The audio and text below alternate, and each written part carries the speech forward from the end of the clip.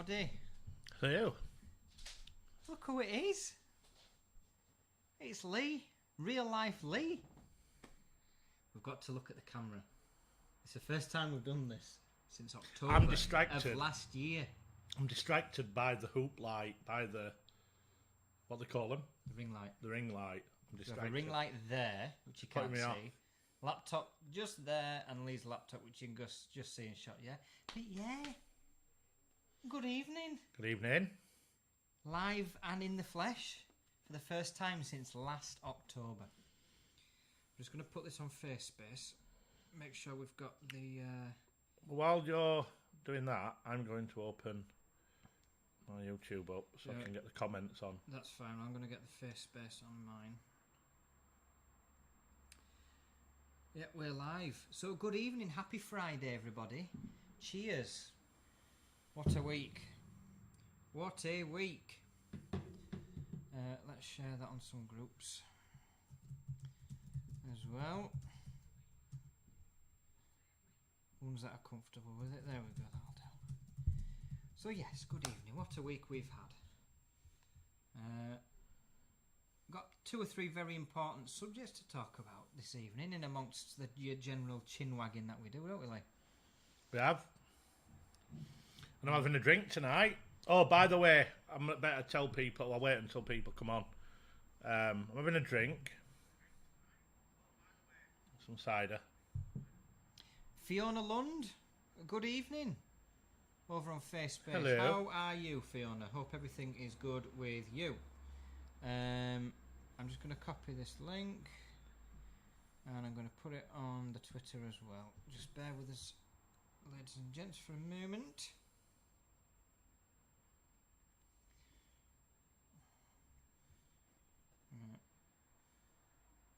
There we go. Done. So, yes, we've got quite a lot I want to talk about. There we go. Let's just get back on Facebook. Marvellous. Ben Warren is in the room. Ben Warren is in the bar. Oh, microphone's in way my computer. I can't type properly. Oh dear. Can't talk properly. Callum is on you watching us on YouTube. Ours is Michael Hagan. Good evening, chaps. Hope you're both well. Must remember to look at the camera. When we do this on Zoom, I can look at my laptop and I don't have to remember to look at the camera all the time. But there we go. Michael Hagan kindly made Lee a gif of his favourite catchphrase. Yes, I like that, Michael. Sometimes a lot. I'm going to explain because you're going to... If I laugh, it's very rare that Jason makes me laugh. But if I laugh, I've got teeth missing. I'm having implants and I've got my front teeth missing. So... He had a fight with someone. Behave yourself. He had a fight with someone. He lost his tooth. Got knocked out by someone my height. he lost to someone my height. That's how he lost his teeth. That's what happened. There's quite a few people on already, pal. Do you wanna wheel out your catchphrase of the day? I think it's a bit too early for that. Bit too early. Yeah, we need to wait for a few more. Fair enough. So I'm just anybody in the comments. I mean, we've got some subjects we want to cover this evening, but is there anything you'd like us to cover this evening, out there in the Fennec sphere? Oh, I like that Fennec sphere. Fennec sphere, the world of Fennecs. Yeah, all right. Yeah, we'll go with that one. The Fennec sphere. Cool. Yeah. So if there's anything you guys would like us to cover, we covered tech last time for Michael. Because, to be fair to him, he suffered through us talking football quite a lot. he's not going to like tonight when we start talking football because I'm in the mood for talking football. I'm in the mood for talking football. Bradford battered Stevenage 4-1 the other night. And we're second to the second top. Toddlers do like fish. Callum, behave. Behave. There's nothing that exciting, Callum. It's a false 2 from when I was 18 And it came out when I bit into a sandwich on the flight home from Portugal. So I'm waiting to have implants. It was a bridge that I had. So I'm waiting. I'm having some surgery to have some bone graft, and then I'm having implants. But I've got to wait until November. Right, lad. That's what these waiting lists are doing on COVID. Dentists, I tell you what, they're making a fortune. They're backed up, like fully backed up. So I can't get an appointment until November. So is it COVID? There's the reason why you can't get in sooner. Well, is that what they've said? The NHS are struggling, so all the NHS companies are paying. Cause it's a private dentistry. So they're going to private, so they're Okay. So that's why it's so busy. Fair enough. Quadruple glazing, Michael. The bifolds. Why not? Behind skip me. It, skip triple, gets quadruple. These doors can. So I've got the Decalio 88 bifolds in there, and they've got a bead which can take up to a 68mm quadruple glazed unit and cope with the weight. So, although my back garden will never need quadruple glazing, if I felt so inclined, I could. But I don't think that's going to take over at any time soon. Do you? Yes, I do. No. But we'll save that for later when there's more people on. We haven't...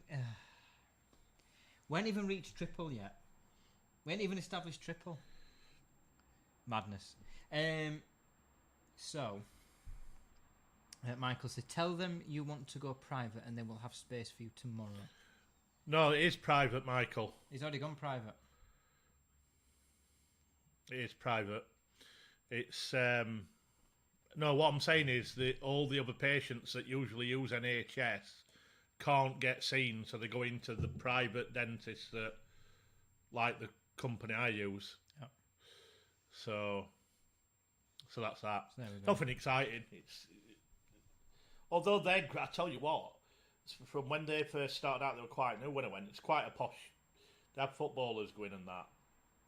Ooh, you're going to come out with big shiny white pearlers. I hope so. Price I'm paying, because I'll be disappointed if not. And better at football. I'm better than half at footballers that go in there anyway. Oh. That's why I went there. My man. Fradders is on. Good evening, Fradders. How the devil are you? Evening, Mr. Fradley. Shout out to Vitrine Alu, his brand new aluminium fabrication company. They do it all. Oh yeah, I was saying, so they're growing, this dentistry, they're growing, and they had upstairs for offices, they're all, they've extended it and built on it, and it's massive now. They've got like, and they're going into cosmetic work as well, you know, like facial cosmetic surgery. And so you're going to get your lips done? Yeah, I'll have some lip Botox, fillers, lip fillers, yeah. cheeks done, lines. Brow lift. So you'll come out and looking out.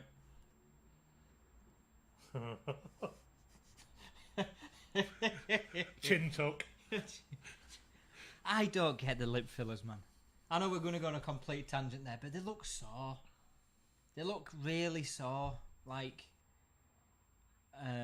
he's gone for the diamond inlays. He's going to come out like a gangster rapper, man, afterwards.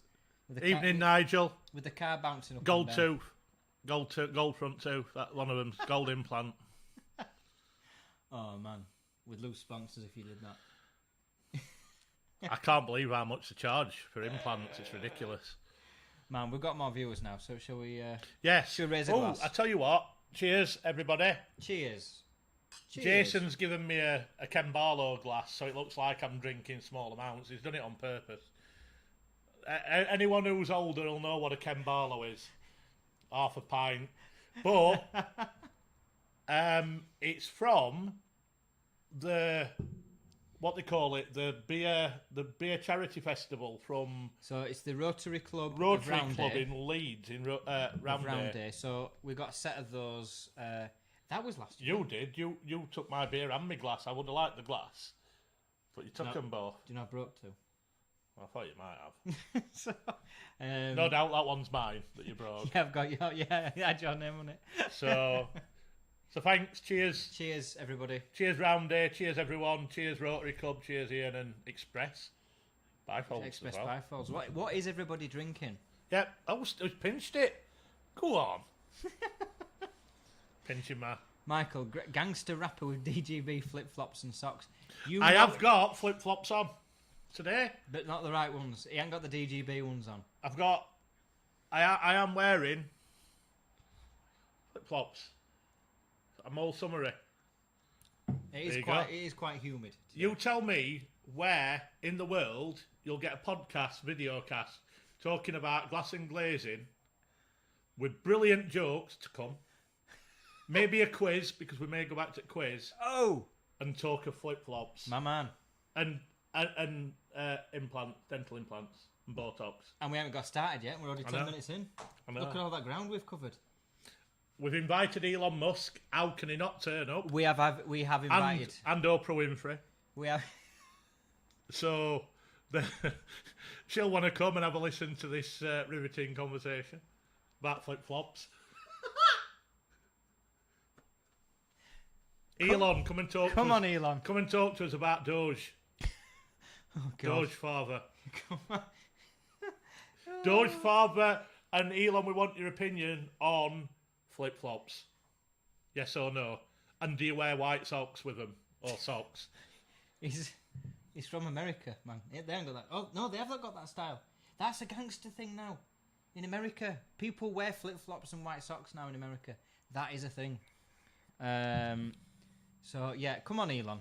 Come talk Tesla Windows. Tesla Smart Tesla Glass. robots. We're going to be discussing your robot later. And maybe SpaceX. Come on. There you go. Get on it, man. Come on. Oprah, you know, if you want any tips about presenting a talk show, then you're more than welcome. Yeah. One lad from Bradford and one lad from Barnsley. We'll put you on straight and narrow. Nigel's here, look, from Deacon Inc. From Deacon Inc. Aluminium. Nigel Headford, good. Tanqueray Royal and Tonic. In flip-flops. Oh, there you go. Nigel knows the score. He Man. knows the score. My man. And anybody, just by the way, you can buy this hoodie, DGB hoodies, on sale. shopdgb.co.uk. Get it done. Someone's bought the Gunslinger t-shirt this afternoon. Yeah. People buying the merch. It's all about the brand. Unbelievable, Jeff. People will buy it. I may discontinue the socks and flip-flops, though. So what is everyone drinking? Because Jason didn't deliver it right. We've only had one response from Nigel. Callum, that's the Hispanic gang's flip-flops, white socks, and huge shorts. I must be Hispanic. That's what I'm wearing. That's what I'm donning. I ain't got the socks, though. Sockless. Sockless. There we go. So, shall we delve on in? Yes, I think we to better. the first topic of the day. What the hell's that? Cool. So, I want to talk about something really crude, Lee. Well, before you do, we can't ignore his Facebook because we've got both open, Fiona, but my page had just shut down. My comments aren't coming through on my phone. We're getting them through now, but it shut down. But Fiona's just saying how sad with Sean Locke dying. Yeah, it is very sad. Let's do that first because do you know what?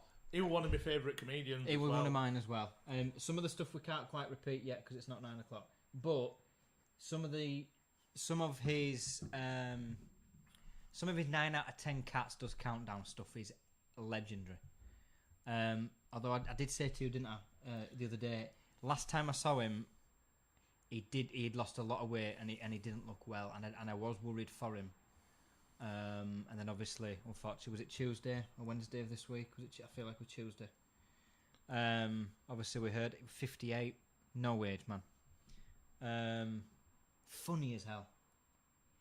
Just dry, quick, just a bit like Peter Kane, that he could make the everyday stuff stupidly funny. I know, and I used to love watching. I mean, they were all funny on 8 out of 10 cats. I like Jimmy Carr anyway. He's one of my favourites, but Sean Lock, Richardson, and all guests that they used to have. But it was just so dry. I love dry comedians. Yeah, it took me aback. It genuinely did took me aback. Because he's not like only 58 for God's sake. I mean, you just don't expect it, do you? No. But epically funny, and you know the best thing we can all do is watch his best stuff. Remember I recorded. How funny it was. They had a tribute to him last night on a channel, so I recorded it. So I'll watch that this weekend. One of his stand-ups and some 8 out of 10 best bits. Channel 4 put out a tribute video of some of his best bits of 8 out of 10 Cats. Well, that's what I've on YouTube, about 5.5 minute video. So yeah, so that's sad. So Michael's comment there was the one I wanted to repeat. Oh yeah. Yeah, that's a challenging. Yeah. I remember it very well. That's like 4 words are just the best thing ever, honestly. But that's the power of a great comedian. Yeah, it was very funny. So Fiona took me back to. So let's talk about serious glass industry issues and have a laugh while doing so. Well, Fiona, as I mentioned, I wanted to talk about something crude, and that crude thing is money. That one thing we were all told not to talk about because it's rude. People of a certain age were told not to talk about it. My parents were told you don't talk about money. Unfortunately, we face a skills gap, and there is 1 million job openings at the moment in the UK, and we are fighting now every other sector to attract those people. And we have to be honest, you know, we could talk about job security, job satisfaction, career progression, and all those other noble things when it comes to trying to get young people and skilled people to come talk to us about working here. But the other thing we need to start talking about is money. Because whether we like it or not, good wages attract good people. Yeah? I don't know if you agree with that or not. But the fact is, this industry is a very well paid one. Even when I started 15 years, I've never thought we've paid badly. And if you look at the past 12 months, I mean, the labour costs have gone up, fitters are getting paid a lot of money. There's a scramble on for talent for people like fabricators and drivers and people in transport, loaders. Very, very good hourly wages. Why are we not talking about this? We need to. We need to move past that era of being shy about money. Everybody earns it, everybody spends it. No need to be shy about it. Let's talk about money. All right, I'm gonna be yes, I agree. I think money will play a big part. Everyone wants to come to work for money, and I'm gonna try and invite somebody where I've not spoke to him in a long, long time. Not seen him for years, but he's got a recruitment company and he's in Australia at the moment, and I think he's coming back to the UK. An old friend of mine, and he hires specifically aimed at young people. Okay. So keep an eye on his blogs, on his company blogs, because he set up his own company for recruitment. And if you look at what he's saying and the research he does and the kind of age groups he's looking at, money isn't the biggest driver. It's important, but it's the work life balance as well, which is an hard thing to do in manufacturing and trades. Yeah. It's also progression. But it's also a lot of them are looking at how companies are looking forward, and they're looking for companies who are forward thinking. And I think that's a massive thing with young people is, are they going to fit into the way I work as well as me fitting into the way they work? So they're very old fashioned. You come to work, you're not allowed to look at your phone. I think that has got it. I know it's very hard both ways for it to change, because you've got, but workplaces have to change. They have to. But what we've got, and this is the hardest part, is you've got the older generation, which I class myself in, where it's like you come to work, and then you've got the younger generation where they've grown up, and it's like, well, I'll do my job, but they expect flexibility. Exactly. Yeah. And then you've got two cultures clashing. I'm not saying we have to talk about money alone as a sole factor, but I think it's one of the obvious benefits we're not using. Yeah. That's why I said at the beginning, yes, job satisfaction is important, career progression is important, work-life balance, as Lee says, is important, but we never make a big deal about money. Now, for example, when the government went on a recruiting campaign a few years ago for teachers, their adverts were telling people what they could possibly earn. Now, we earn more in this industry than teachers do. So why the hell are we not talking about it? As part of a wider discussion. But we've got a million a million vacancies in the country right now.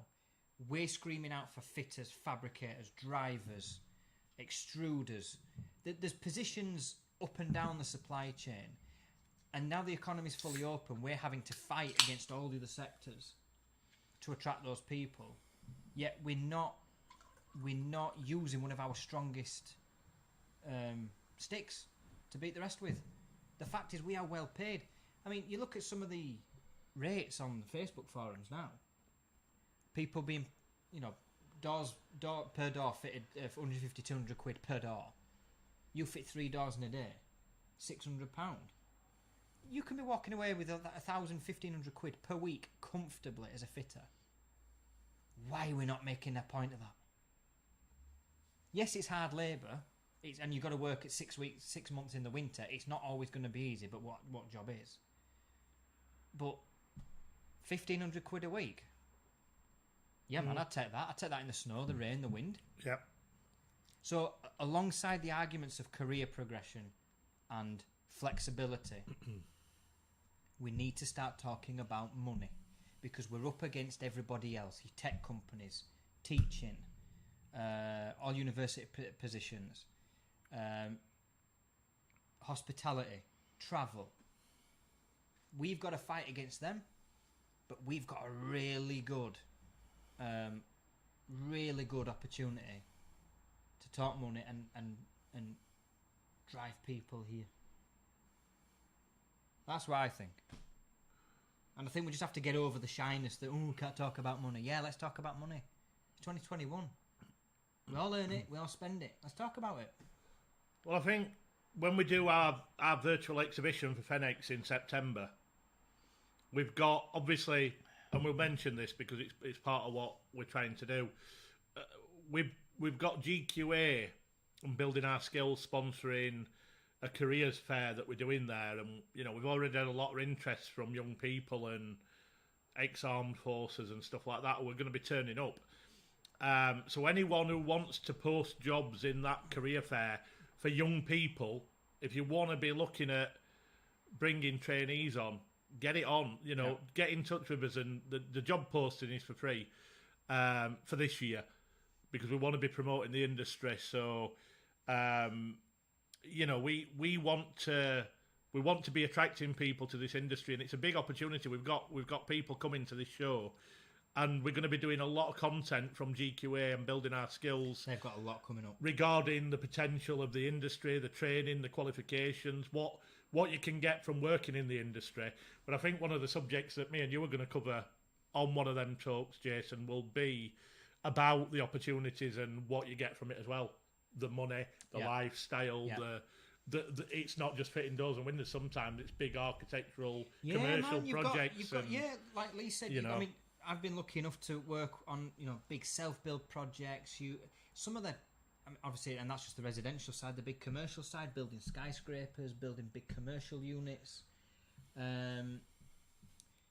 My phone's not bringing up the Facebook comments. I'm going to have to use yours for Facebook comments. Fiona Lund, there is a huge opportunity for work regardless of fitting per hour cost. I was just using that as an example for just for fitters, but yeah, this is going to be the next massive grant-funded Add Value Solutions.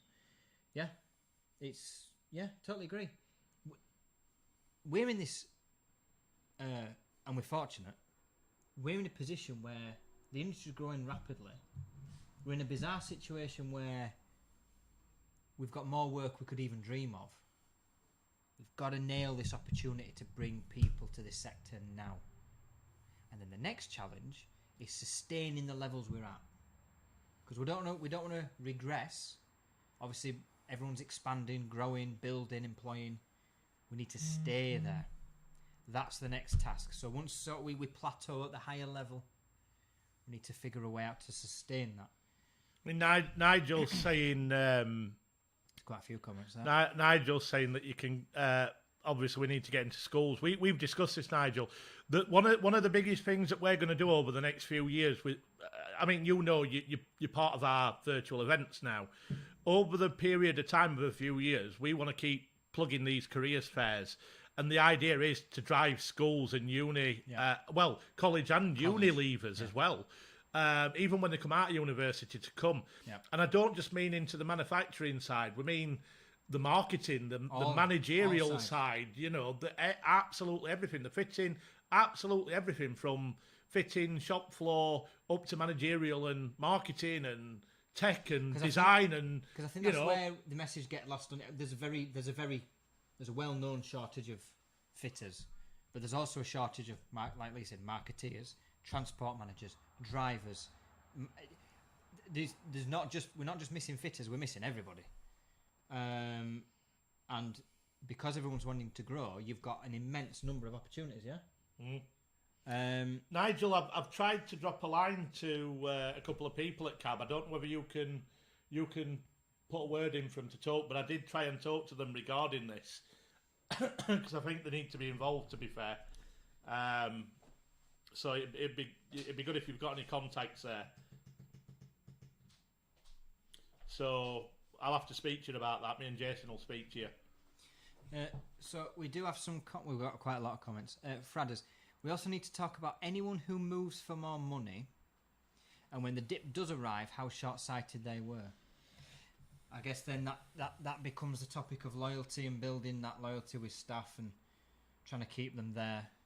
But then it also comes back to my other point about trying to maintain the higher level. So if people have moved, they don't regret moving. So, Callum, do you mean moving jobs? If a job change is purely about money and not about progression or job satisfaction, it really baffles me as to why. Nigel, you can now get apprentices through the Kickstart scheme. Yep.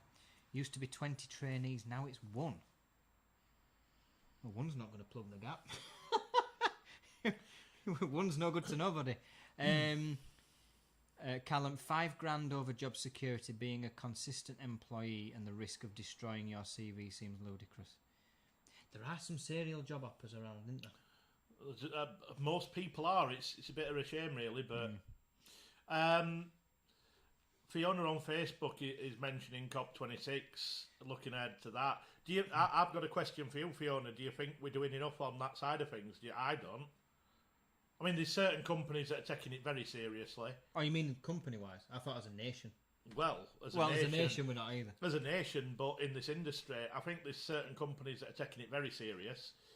Are we as an industry in general, though, taking it serious enough? Are we doing enough? I think the systems companies are, because most of them have built dedicated recycling plants. Rayhow's got one, Vika, DeKernick, Uracell, Selector, Camden.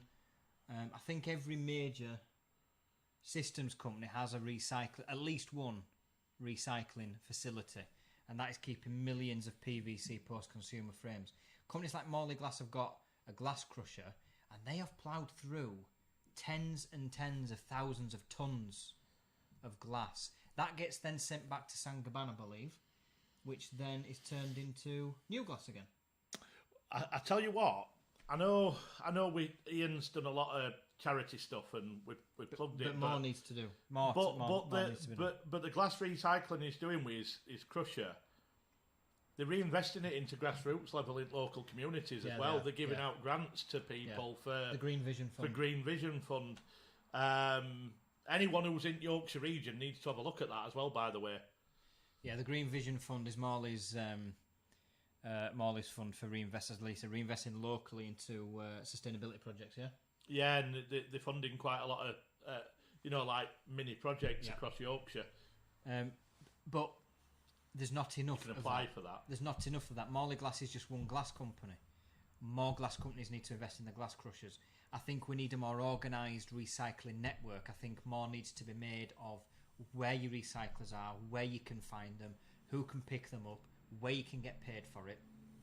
We need a more organised, structured network. We need to make sure not a single post-consumer frame, whether it's timber, alley, steel, PVC, that gets used again. Nothing needs to go in the ground because there is no need to now. The technology exists to make sure everything is reused again and again and again. So no, we're not. And Fiona agrees, we are not doing enough. But having been privy to the halls of Westminster recently, legislation is going to force it. Wonderful. So whether we like it or not, everyone's going to have to recycle. Good, as far as I'm concerned. As for COP26, I think we're mucking it right up. We're the host nation of that in November. It's now we're now middle of August, and I don't think we're making anywhere near a bigger deal of it as we should be. I think we need to be drawing massive media attention to it. I think we need to be working out how to get more people involved. For all the grief she gets, Greta, I noticed a comment today in the news, and she was pulling apart the UK, saying that because we're trying to portray as a nation, as the United Kingdom are at the forefront of turning things around, and she's basically turned around and said, "You're nowhere near the front. You're miles behind. You're not a leader." Well, Alok Sharma has been going around the world trying to do deals, strike up relationships with countries, especially countries which are suffering from the effects of climate change, island nations, low coastal nations where rising sea levels are going to be a problem. He's not been quarantining, because remember we're in a pandemic still. And he's been taking jets everywhere. Now, I'm not being funny, but putting trails of fumes up there ain't going to help. Remember, we have Zoom. Why does he need to fly to every island nation on planet Earth to have these conversations? It's free holidays. Take. He don't need to. We have Zoom. Kev's here, look. Kev's here. Kev will sort him out. Come on, Kev. Thoughts on Alok Sharma flight hopping around the world to tackle climate change? Kev's saying we've overdone it with spray tan. It's this light. Should we... Tell you what. Let me try something. Don't make us look pale. I'm not going to make us look pale. We do look a bit orange. Look like pasty snowmen. I've lost my tan since I've come back. Hold on. Wait a minute. Oh, that's a bit dark now. We look even more tan now. Well, I do. Oh, that's bright, mate. I can't see now. What are you trying to do to me? Turn that down. I can't. That's blinding me, man. Is that better? It might be for them. For me, I can't see. Hold on then. Wait a minute. Is that better? Not really. It's still going out to the side of my eyeballs. It's all right. I didn't want to be able to see anyway. Sight's overrated. Oh, look, it's cosy now, this, isn't it? Love it. Right, so where were we? Totally agree. We aren't doing enough, but from being a green perspective, but not from being a green perspective, but from a commercial sector.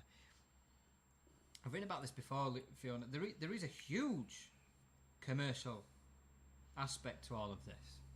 And I suppose when legislation changes, they're going to have to embrace it anyway. But the jobs it can create.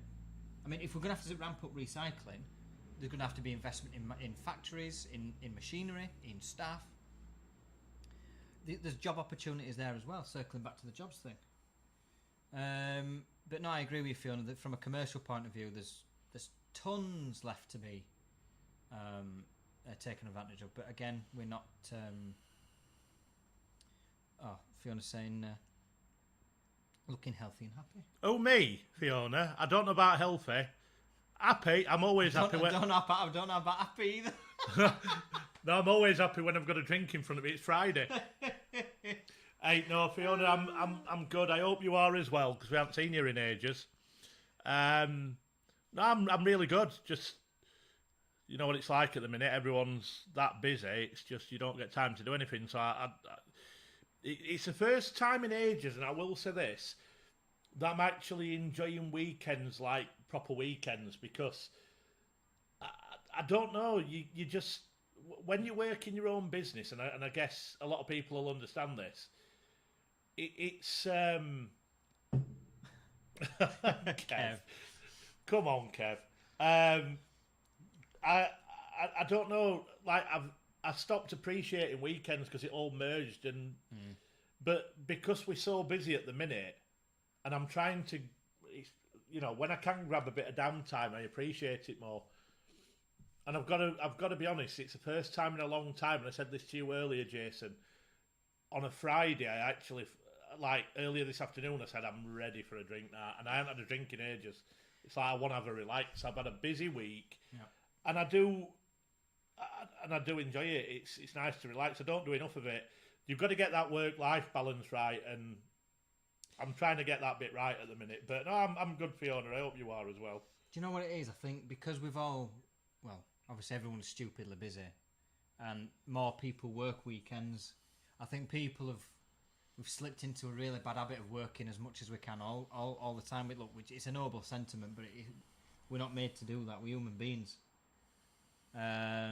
So you've got to allow that time to a weekend to feel like a weekend. What are you smirking at? Kev's comment. You're smirking at Kev's comment. Yeah, I'm thinking of a comeback, but I'm trying not to do it. But I just want to go back a little bit. Nigel, thanks for that. If you can sort that, mate, a contacting, because we do need to speak to them. And Nick Truman is talking about swarf recycling. There's areas that we haven't even looked at. For example, the protective tapes that come on profile, are they recyclable? If not, can they be made recyclable or compostable? Can we recycle the corners that are put on frames to protect them? Can we do that? There's all sorts of areas. Screws, fixings. Can we set up ways where we can sort of siphon them off, recycle them properly? Glass. We need more IGU makers to have on-site glass crushers, so when they make a delivery, when they go back, they can take all glass units from installers. There's tons more we can do. Kev, my balance is good next week. He's on holiday. Fradders, first time he's managed to stay. Good lad, Fradders. Keep awake. Get a drink down you. Keep awake. Bit of rum or whatever. Bit of rum. I've got rum. Got rum in that bar. So there we go. Swarf recycle is the biggest problem for fabricators. We recycle everything except swarf, as nobody seems to want it. There's got to be a purpose for it. What you can achieve now. Got to be able to find a way for it. Silicon tubes. How many of them do you ditch? Good point. Silicon tubes, old tools, workwear. When your shorts are busted or your t-shirt's done, where do you put them? There's all this stuff to think about. There's more than you think. Endless, man. Talking about Kev's done me a lovely little favour. Has he got your cider? Well, he's been to the post office about 4 times with trying to package it up. He put it in bubble wrap. Right. That's like something I'd do, Kev. Put it in bubble wrap and they turned it away because it's not proper packaging for bottles. So what? He showed me a photo. Hold on. I'll not show it everyone, Kev. Then he went back and hold on. Where is it? Oh, it's on my other Twitter. Anyway, he's been backwards and forwards, bless him, to the post office, but eventually he's managed to get it out to me. So hopefully, it might have been delivered tonight while I'm not in. Oh. If it's gone to neighbour, he'll have drunk it before I even get it. He's a cider drinker. No. So thank you, Kev. I'm hoping it tastes nice. Any chance you could send me some beer, Kev? He's got his cider. Corner protectors can be reused. We collect bags and bags of them back from our customers to reuse them. Uracell are actually buying reclaimed PVC dug out of landfill as they cannot get enough. So not only are we keeping frames out of the ground, we're now digging it up. Oh, wow. Sounds a bit morbid, that. Dig up them frames. Hey, I know someone in UK who's still looking for a data stick, a cryptocurrency. So if you find any data sticks, I'll buy it off you. Apparently, they were about £80 million worth on his data stick that he threw away. And he's digging through landfill sites. Can you imagine the number of crypto wallets knocking about that people forgot about with like 100 Bitcoin in or something? Well, they know that it's in a certain landfill, so he's like, I think he's been at it for 2 years or 3 years. Oh, my man. Something like £80 million. I can't remember exact amounts, but it's a lot of money. And he offered the government, if they'd helped him and sent in a team, he offered a split, a 50-50 split. Why would the government And they were like, we could go through that for 100 years and not find it, mate. So I thought that was quite an interesting story. Fun. Like something I'd do that. Do you know it's nearly 9 o'clock and we haven't heard a dad joke yet? Oh, you're going to wait for them yet. Oh, you're not wheeling them out? Oh, fair enough then. Just a reminder, everybody, the DGB hoodies, shopdgb.co.uk. Come on. You know where it's at. Autumn's coming up, you need something warm. Get it done.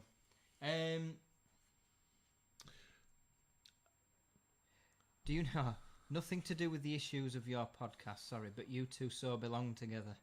Oh, my man. I don't know whether that's a good thing or a bad thing, that. I don't know whether you mean that as good or bad, Fiona, to be honest.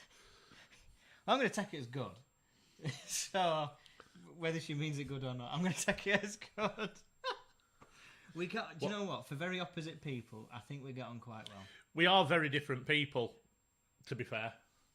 We are the personification of people having completely the opposite views on most things and still not managing to get pissy about it. 100%. I don't think you'll ever find two people with so much distance in the way we view life. But similar business ethics. So yeah, the ethics and the morals are there, but we've got a very different way of thinking, haven't we? Both of us, and it's very different. But you know, we bounce off it. We bounce off each other. We've known each other what? 11 years, 12 years. When did you invite me to go right for you? Way back when. Oh God, Back in white days. Good 13 years ago, maybe. Nearly. That's a long Something while. like that. Look, it's, you know, to get all soppy and such. Lee's, I consider Lee part of the extended family. He's one of my best mates. He's got. We did Fiona see thumbs up. We've got, like I say, we're very opposite in some things, but from a business point of view, we both like to work as hard as possible. We've got the same aims, same goals. We talk to each other every day, 2 or 3 times a day. Honestly, I could not have met anyone better in business or in personal circumstances than this guy. So you're all right. And I'd like to say exactly the opposite. Yeah.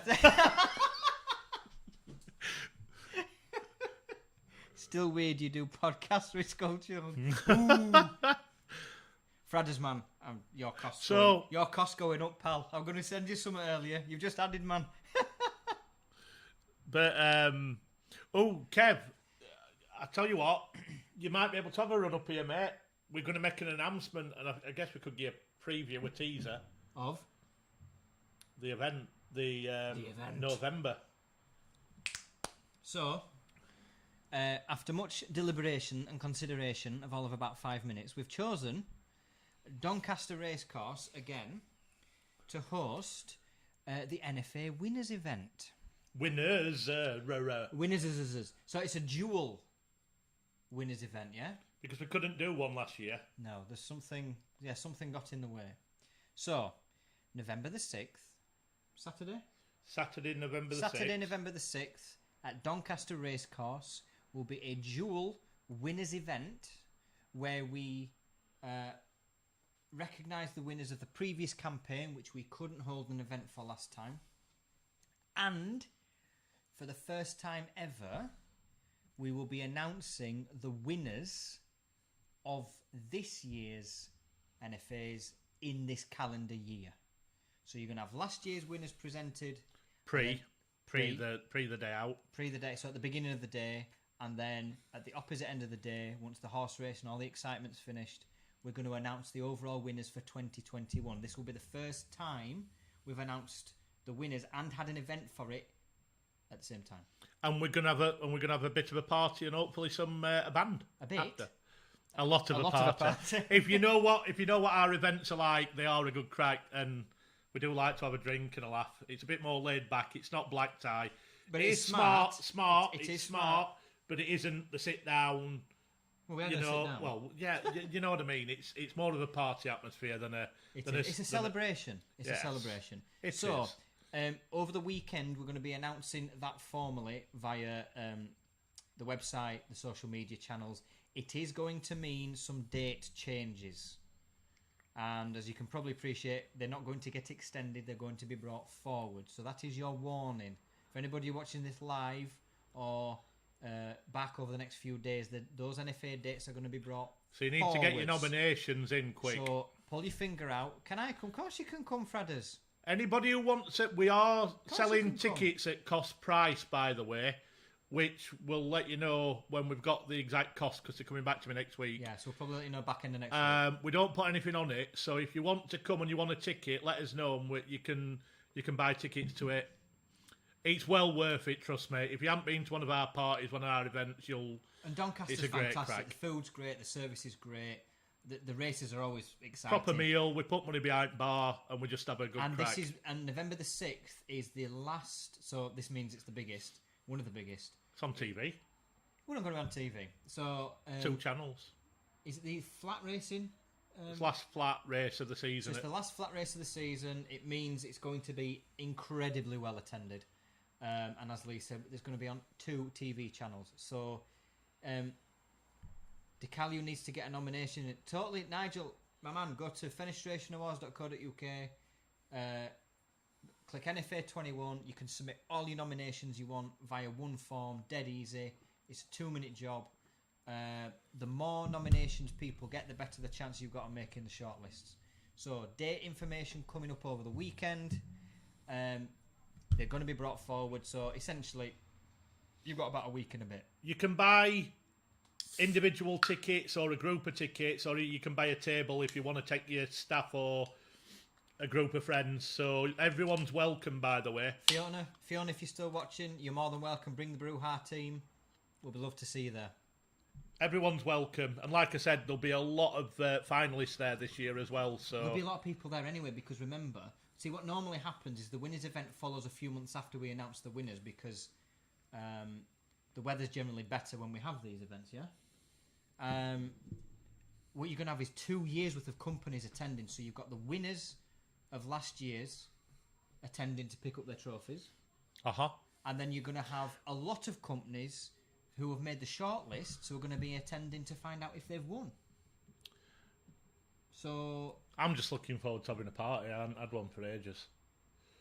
It's going to be good. when we last It's going to be good. we had a company do, but they're not like a big, we're not like a major do. No, When not last, with the industry. Well, No. not last. Oh God, yeah. When was the last one we had? 2 years ago. 2019? Yeah. Oh, that's outrageous. So yes, you are all more than welcome. Like I say, Fiona, if you're still watching, bring the Brewha team. Anybody else who's watching live or on demand, you're more than welcome. Ticket information will be out back end of next week via the NFA channels as per usual. Yes. Can I say, by the way, I think we've had about 2,000 nominations so far. It goes up every year. doesn't it? 2,000. It's good. Nominations we usually measure in the hundreds, but since we've implemented the simpler nomination form, Is that the nomination form I told you to do 3 years ago? Is it? It is, isn't it? All right, okay. I'm just checking. So it's worked, has it? yeah. Cool. We have I'm not gloated. we have thousands of nominations, so expect us to make quite a bit of noise about that, which means votes are probably going to be in tens of thousands this time, isn't it? Well, it broke 10,000 last 2 years, I think. But I mean high level. Oh, yeah, I hope so. High Going up level. year on year. So yes, so I am dead looking forward to that. That's going to be a nice warm up to Christmas, that I know. In fact, it's the day after. It's the day after bonfire night. What we're gonna relax a little bit now. We come away from industry and talk about Netflix. Well, TV or films, right? I haven't watched it in years, but has anyone seen Silicon Valley? It's on Sky box sets at minute. Okay, hold on. Sorry. Fiona, how do you feel about having a guest podcast host, Amy Jansen, Susie Cinder, next time? The Brew Our team will be up for encouraging more votes talking about marketing. We always invite guests on, Happy. Fiona, so... Happy To be fair, we've not done it for the last couple of times, but we do invite guests on, so... Yeah, more than welcome. More than happy. So we do this every 2 weeks. So the next one will be the 3rd? Well, we need to be... It'd be a good one to have in the run-up to the main event. Yeah, no, you're right. I was just making sure it weren't on the event weekend. No, it's not. We've still got 2 weekends before. Okay. Yeah, we're good. Yeah, that's all right. Yeah. So Fiona, just while is that the 3rd? Yes, it might. I would say either the 3rd or the 17th. Probably the 17th might be best for you, Fiona, because we're gonna probably be talking a lot about the event on Fenix for that week, because we don't often plug our own stuff, but we will be on that one. I'm not going to lie. We're going to be talking about the We'll event. tell you what. So Let's book it in now while people are watching. if you want, Fiona, the 17th would be a good one. 17th September. I think will be absolutely perfect. There's nothing on I can think of that I'm attending, and there's nothing I don't think you're attending. No. So Perfect. if you want to... So we're more than happy to get Amy, Susie on. Or yourself. 5. We'll make it 5. All 5. So me and Lee, and then the Brew Our team. Let's get talking about it. So by then we'll know the shortlists. There'll probably be hundreds, if not thousands, of votes already cast. So Correct. yeah, man, let's do it. Anyway, Back to Netflix and chill. TV Silicon Valley, absolutely fantastic. What's everyone watching on the telly box? We've started to watch. Sorry, no. What are you rewatch looking into, Jason? The camera. Apart from Glory Holes. What are you watching? Well, after 9 o'clock, I can get away with it now. No, we're not. It's 8 minutes to 9. Oh my god. Oh well, we slipped. I thought it was 9 o'clock. So what are you watching? Vikings. We're trying to finish the end of season 6. We got halfway through. Before you came, we got through an episode of. Don't tell me, because I think I'm still to watch 6. Where are we? Are you up to season 5? It's the one where he's in Russia. Either Yeah, the season Boneless. 6. Season 6. Yeah. So yeah, you're probably about the same as us. Kev, plenty of silly cants around Lee, but not seen there, have they? Yeah, man. Fradders, are you two going to kiss at the end of this? Hell no. As much as I love the guy, nah, man. Did Keith at Vista win last year? Yes, if I believe so. No, I think that was the year before. You sure about that? We'll have to double check, but I don't think he did last year. I think. Yeah. I don't think he did. I can't remember. There's a lot of winners every year. We'll double check. So yeah, Fiona, give us a thumbs up if you're good for 17th. By the way, and we'll get it sorted. So, but what are you watching? Silicon Valley and a lot of sport at the moment. Do you know what I have been watching? I've been watching the new form of cricket, the 100. I enjoy that. And it's really good. And I don't like cricket that much to watch. I enjoy that. So for people who are unaware, the 100 is a brand new cricket tournament for this year. It meant to happen last year, but pandemic ruined that.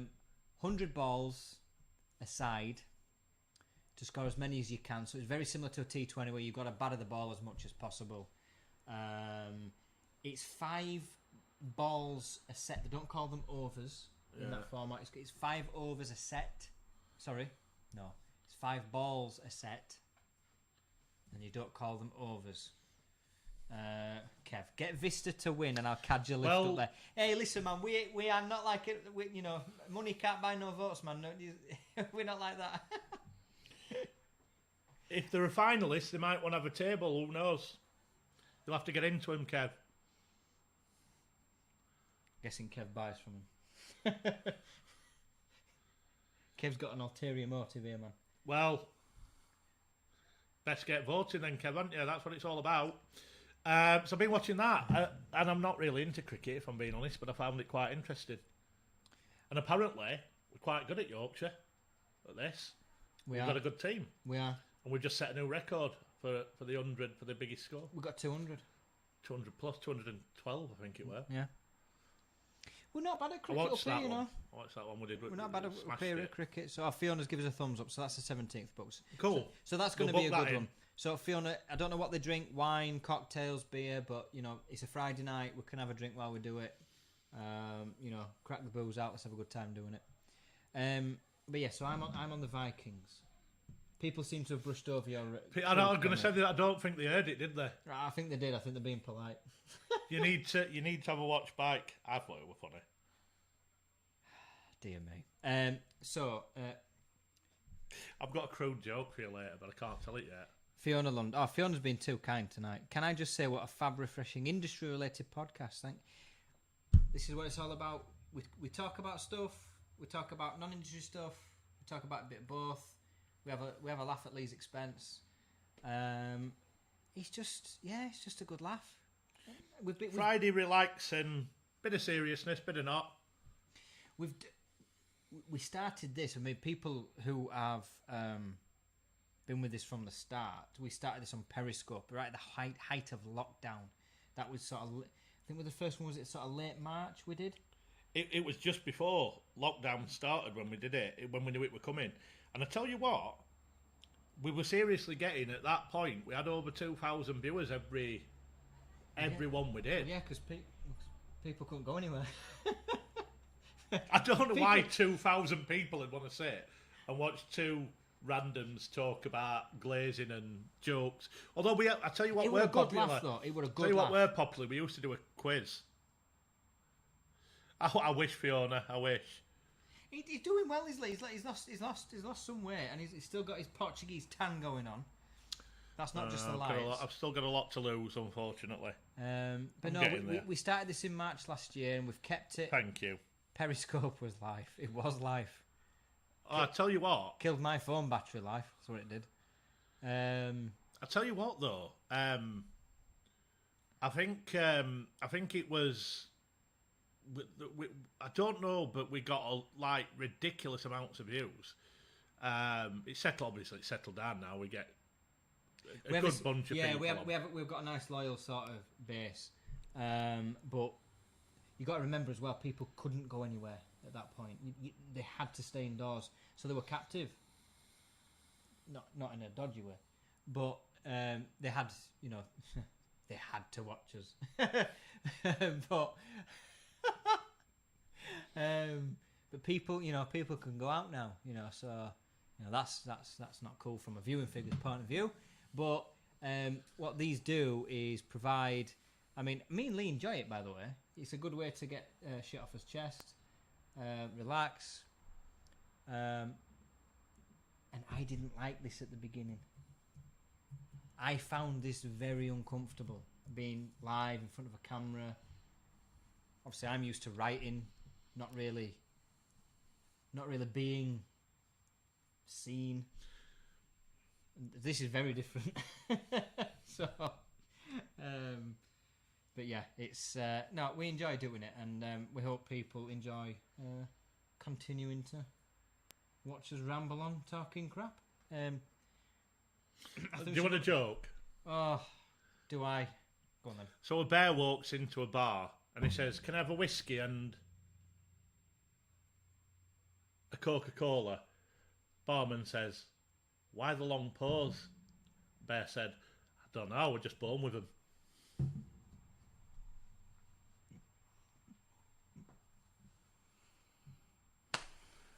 That's the best I've got for now. That's a clean one. That's the best I've got. That's a clean one for you. My man, share the link again. Let's share the link on the UFace and the TwitTube. We're going to talk about Lee's favourite subject now. Ooh. Lee's favourite, most passionate subject he's ever covered in the history of these podcasts. And Yes. that is triple glazing. Yeah? Okay. Are we ready? I want to know everyone else's point of view before I come flying in. Everybody knows your point of view, pal. Everybody, since the dawn of time, knows your point of view. Jesus knew your point of view about triple glazing. Where's Jeff? That's a DGB t-shirt right there. Where's Jeff? I'm going to get that printed. I actually had prototypes t-shirts made for Jeff and for Fradders and Glasgow, Mike. Fradders and Glasgow, Mike. And that's a future DGB t-shirt right there. Where's Jeff? I just need Jeff to agree to let me do an outline cartoon drawing of his face.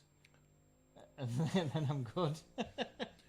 I had one made, what Jeff said. Then I had, what were Fradders now? It was something Pissy about veg. pissy veg. Pissy veg. How did we get on about pissy veg? Because you were telling stories about when you used to work at Asda. Oh no, that was when I worked at Ecolab doing pest control many moons ago. That's how we got onto veg. I thought it were... Rats running along conveyor belts with vegetables. Yeah, it were all supermarket veg that used to come out at farms. That's it. And Fradders come out with Coca pissy veg. So we made it. I need to make that t-shirt. It were ace. I've still got a prototype of it. Well, I'm stealing Where's Jeff. I'm nicking that for the DGB store. I think shopdgb.co.uk. all due respect, I think any sales on that needs to be half split. I think Half to me and the other half to me, yeah? Right, triple glazing. So, apparently, it's inevitable that building regs are... That's a good backdrop, by the way. What you've just tweeted there. So, building regs are being revised. U values are due to be reduced. And according to most people, the solution to that is going to be triple glazing. Therefore, it's going to be enforced on us. And triple glazing in every window on planet Earth come the end of next week. So, I had a good conversation with Phil Parry this afternoon. We were talking about triple glazing and so on. And whether it's adopted en masse is going to come down to the ability to either adapt your existing products to take triple glazing on a more standardised basis, so more of your products taking triple as standard, or whether the existing, so this is the U values is the key here, whether the existing glazing technology will allow a double glazed unit U value to reach, I think it's 0.8, I believe that new level might be. That might be nudged upwards, bearing in mind Passive House is 0.9. So the conversation came up, and it's going to become a matter of cost. Whether it is cheaper to up the double glazing spec that you've already got, or whether it's going to be more feasible for companies to adapt their existing products. Now, for systems companies, this is going to pose, I want to say a problem, but if triple glazing is adopted en masse, then there's probably going to be some adaptations required from most systems to cope with that, whether it's beads, channels, the overall frame proportions, whatever. And here's the other thing, Lee. The trend for big glass has grown, yeah? Yeah. So big patio doors, big sort of Frameless doors. Your sort of facades, yeah? Mm-hmm. But they're all made using double. They've all been adapted to double. Yeah. You add another spacer bar and another layer of glass, whether it's 4, 6, 6.8mm lamy, the weight involved in that is going to be massively increased. So what is the easiest solution? Does a company go, right, we're going to adapt the frames to this new triple glazing standard, or are they going to say, no, it's better if we use the existing double glazed tech to get to 0.8 without having to go to triple? Because the U value is the key here, yeah? That's going to dictate what you do. So companies have to make a decision. Is it going to be better to adapt what the products you've already got for triple? Or is that going to be too expensive? Or is it going to push people to improve double glazed technology to achieve that U value, which you already can, just not en masse yet? Or is it going to be cheaper to up the double glazed spec? Because that's the U value. The key point here is the U value. Achieving that U value by hook or by crook, you have to get that U value. So I want to know what our listeners are thinking about this. You know my thoughts. Take away the U values and don't take them away. They're the most important thing. But from my perspective, from a marketing point of view, I've told you many, many times before, we're missing a consumer gift. It's a gift of marketing. And because we don't like it, we don't use it.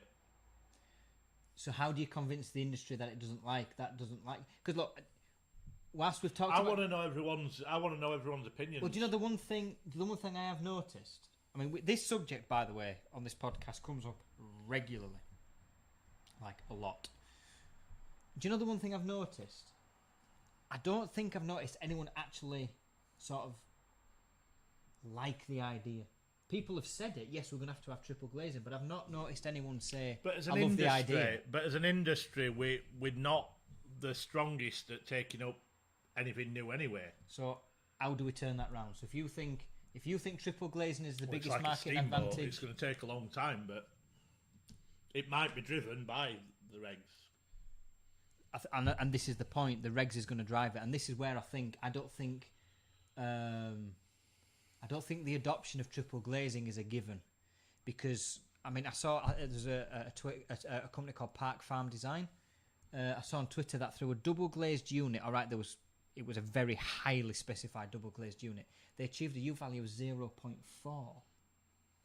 So the glazing technology is out there to achieve what we think is going to be the new U value. What is that going to make companies do? Is it going to be cheaper and more effective just to switch to triple and tick that box? Or is it going to be cheaper and more effective to adapt what we've already got? Most systems companies, and this is Nigel's filling this in well, most systems companies cannot perform to the new regs. Exactly. So they're going to have to make a decision. Do you know what I'm disappointed at? Elon Musk is tweeting stupid memes and not listening to triple glazing debate. Very disappointing, Elon. And we're gonna do you the justice of talking about your robot later as well. And your cars. And you're too busy tweeting about silly memes. Come on, son. So, Lee's got some pointed views upon the subject. I've made them very clear. I think we're missing a marketing. It's like an open goal. It's like a footballer. We're stood in front of an open goal and we're going, I don't want to shoot. The issue has been, though, you see, until now, obviously the regs are going to change, so it's going to be imposed on us anyway. But until that prospect, nobody cared, because we didn't believe in the product. And if you don't believe in the product, you're not inclined to sell it. So the key has always been trying to make the industry believe in the product. Yeah? That's been the problem, is the industry believing in triple. Because remember, you've got more weight, transport, logistics, delivery. On a small glass unit, triple glaze isn't really an issue, but you do them triple glaze, you're adding significant weight. You've got all that to consider. Which means, and this goes back to the double, the company's got to factor this in. If we're all going to switch to triple, you're going to have more storage. You're going to need to you're going to have vehicles that allow for more weight. You're going to have probably different health and safety processes on the factory floor because more weight equals more risk. There's all that to think about. I'm not saying it won't happen. I'm just saying you've got to think about I it. tell you what we are missing. I'd love, and I think he's retired now, but I'd love to see a Palmer report based on... Doesn't exist anymore. Well, I've just said that. He's retired. That's what I'm saying. But I'd like to see his take on where we're going in the next 5 years, because there's cycles of home improvements that have got to be... for the replacement window sector, there's going to be cooling points because of the longevity of product. Yeah. And I think that has got to be due sometime soon. And this is where things like triple glazing can push that into new... So we don't have that. They're going to be sticking with them for 10 years before they replace them. Don't think Kev agrees.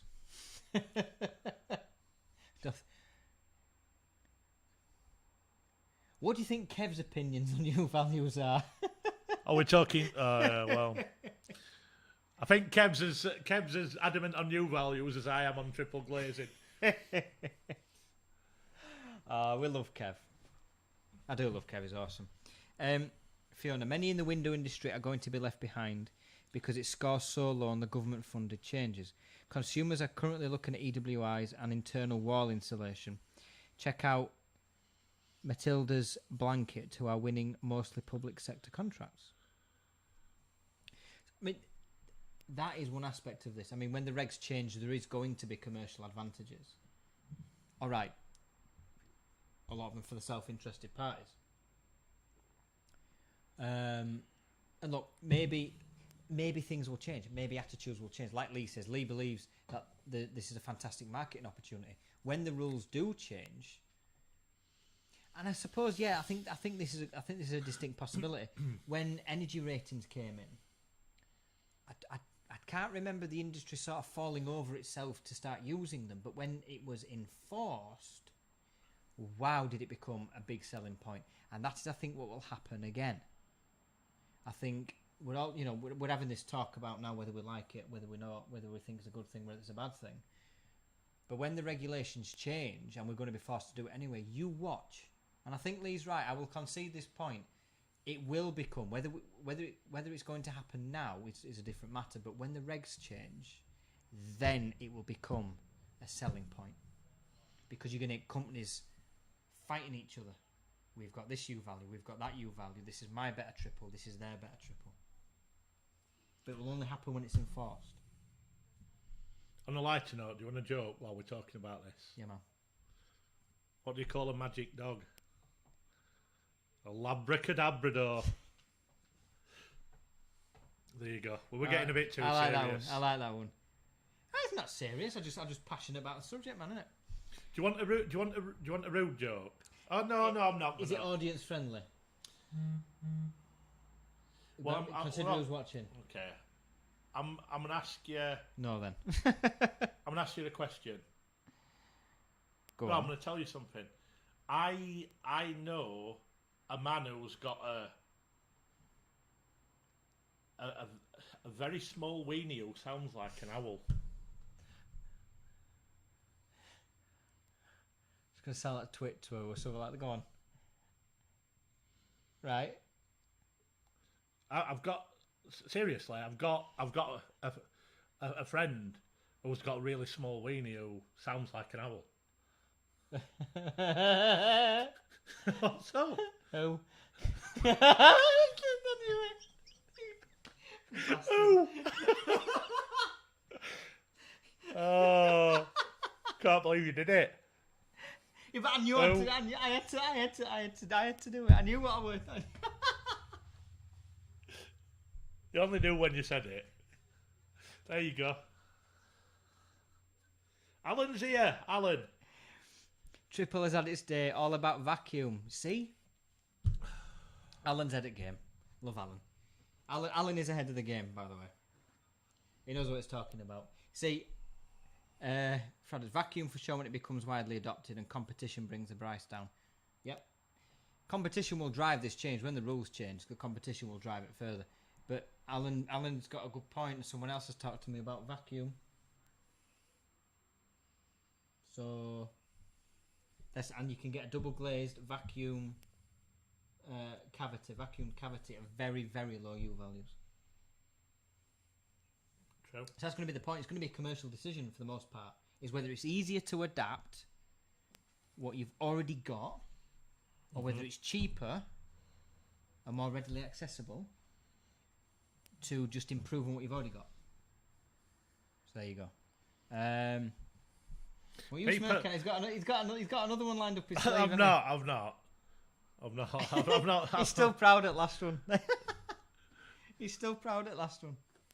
I'm not even getting no grief for him nowadays. They're just ignoring him. He gets ignored now. There's not even no tumbleweed anymore. People are used to him. I did think that was funny though, but I didn't know what I was saying. You're going to use that, aren't you? Of course I'm going to use it, man. I'm going to nick it.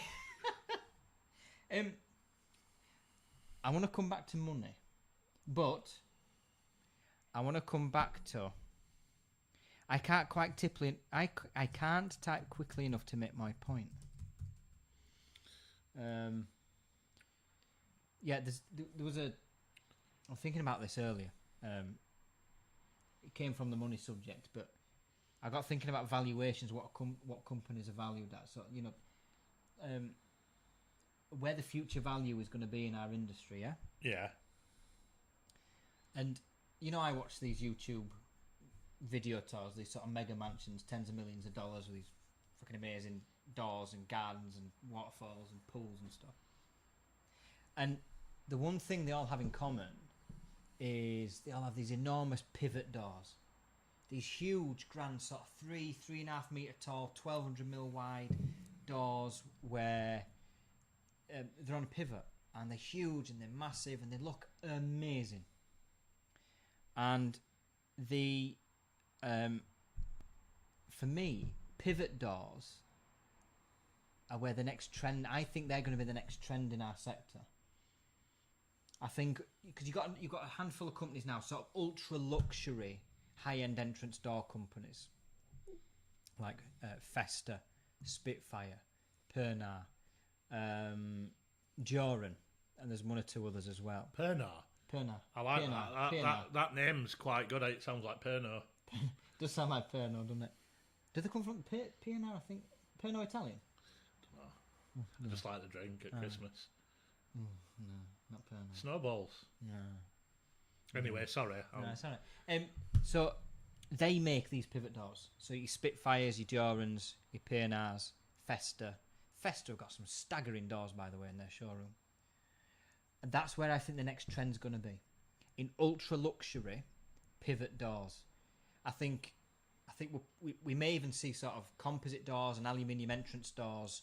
Suddenly, companies who make those suddenly sort of give an option for pivot because they look amazing the way they open, their operation, and they're going to be inspired by these videos.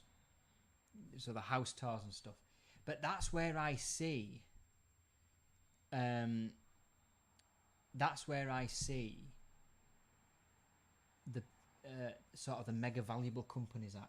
I think those companies like your Festas, Jorans, Spitfire, Pernod, I think when they come mainstream, and I think over the next 5 to 10 years they will become more mainstream, they are going to be some mega businesses in this sector. Your luxury entrance doors, your pivot doors, they're going to be so on trend. They're very, they're not cheap. Some of them are between 5 and 10 grand minimum. Not everyone's going to buy them, but over time, that technology is going to become more accessible. It's going to become a little bit cheap. It's going to become easier to make. But the pioneers of those doors are going to be the super valuable businesses. You keep an eye on those companies I've just mentioned. They are going to be, I think they're going to be mega businesses, some of them. Certainly takeover targets. But I love them. I think they're fantastic. The pivot doors, I think they're the next. Whoever can sort of bring that to mass market is going to make a killing. I really do. So while we're talking about companies and stuff, we like to do this because we've got some really good loyal followers on here. We do have little sections in our video where we let people mention what they're up to with their businesses. If you've got anything new going off, I mean, Nigel's just said they've got a new Big old pivot door coming. Yeah, a new big pivot door coming after Christmas. Anyone wants to plug their own company tonight, by the way, go for it. We do let you do that on here. Give yourself a shout out, guys. Plug away. Plug your business. We've got this is for networking as well, by the way. So if you wanna tell all the audience what you do and what you've got happening, any new products, go for it. So Nigel, it says Decalu's got that's 3 meters by 1.5 is huge. That's enormous. That's like 7 of me. How many? 17 of you? 7, shut up. We do an aluminium door now, including panels. You can buy them from Glasshouse, Deco, and Vale right now. Fradders has a passive house standard entrance door. Oh. That's a big deal. That's quite cool. For anyone who doesn't know, Fradders has got a brand new... Give it a plug, Fradders. Well, it's not brand new anymore. It's been around a while, but it is new. Still new. Get yourself a plug, Fradders. Vitrine Alu. I hope I've got that right. Vitrine Alu? I think that's how you say it. Yeah. Not that smooth a move to green stuff. I think I need some help with that one, Fiona. Talk to me about that one on Facebook. Yeah, so in terms of money, that's where I think the valuable companies are coming. Pivot door makers. I've got a new product idea that I will tout soon. Kev? Is it a new packaging company, Kev? That bubble wrap photo were brilliant. You'll have to show me that later. I've missed some comments here. Callum Williams. Co-extruded glazing by 2030. Wow. Co-extruded glazing. That would be a hell of an operation, Callum. Make life easier. Well, would it? I'd have to see what benefits there are. What we've got on there. So we've got Kev saying pivot in a 900 door is a bit of a squeeze. Yeah, that's a good point. Because think about so if you have your opening, just do it on camera that way. So you got your opening, you got your hinge on that side. The pivot actually is pivoted in. So instead of the whole door being able to open, you've actually got that being able to open. People might still buy it. That'd still be enough room for a person to get in. You won't be able to stick any furniture through it though. You'd lose about that much space. We're installing Alan reusing bubble wrap. Alan, we're installing £1 million of new kit in December. New Sherma to replace two old ones, and fantastic new product to come. So Alan's got a new product coming, and he's spending £1 million on new tech for his business. Well, Alan's always pushing the boundaries. Well done, Alan. He's always ahead. One step. You know. Okay. Yeah, I feel like you've got a joke brewing in you. No. You're right. I feel like you're. No. Okay. No, I'm just listening. All right. Quite interested. All right. Fair enough. Okay. Cool. Kev, yeah, reusing bubble wrap. I can't see that one taking off anytime soon, unless you want to start blowing up the little pods and sealing them up again. But there we go. There was.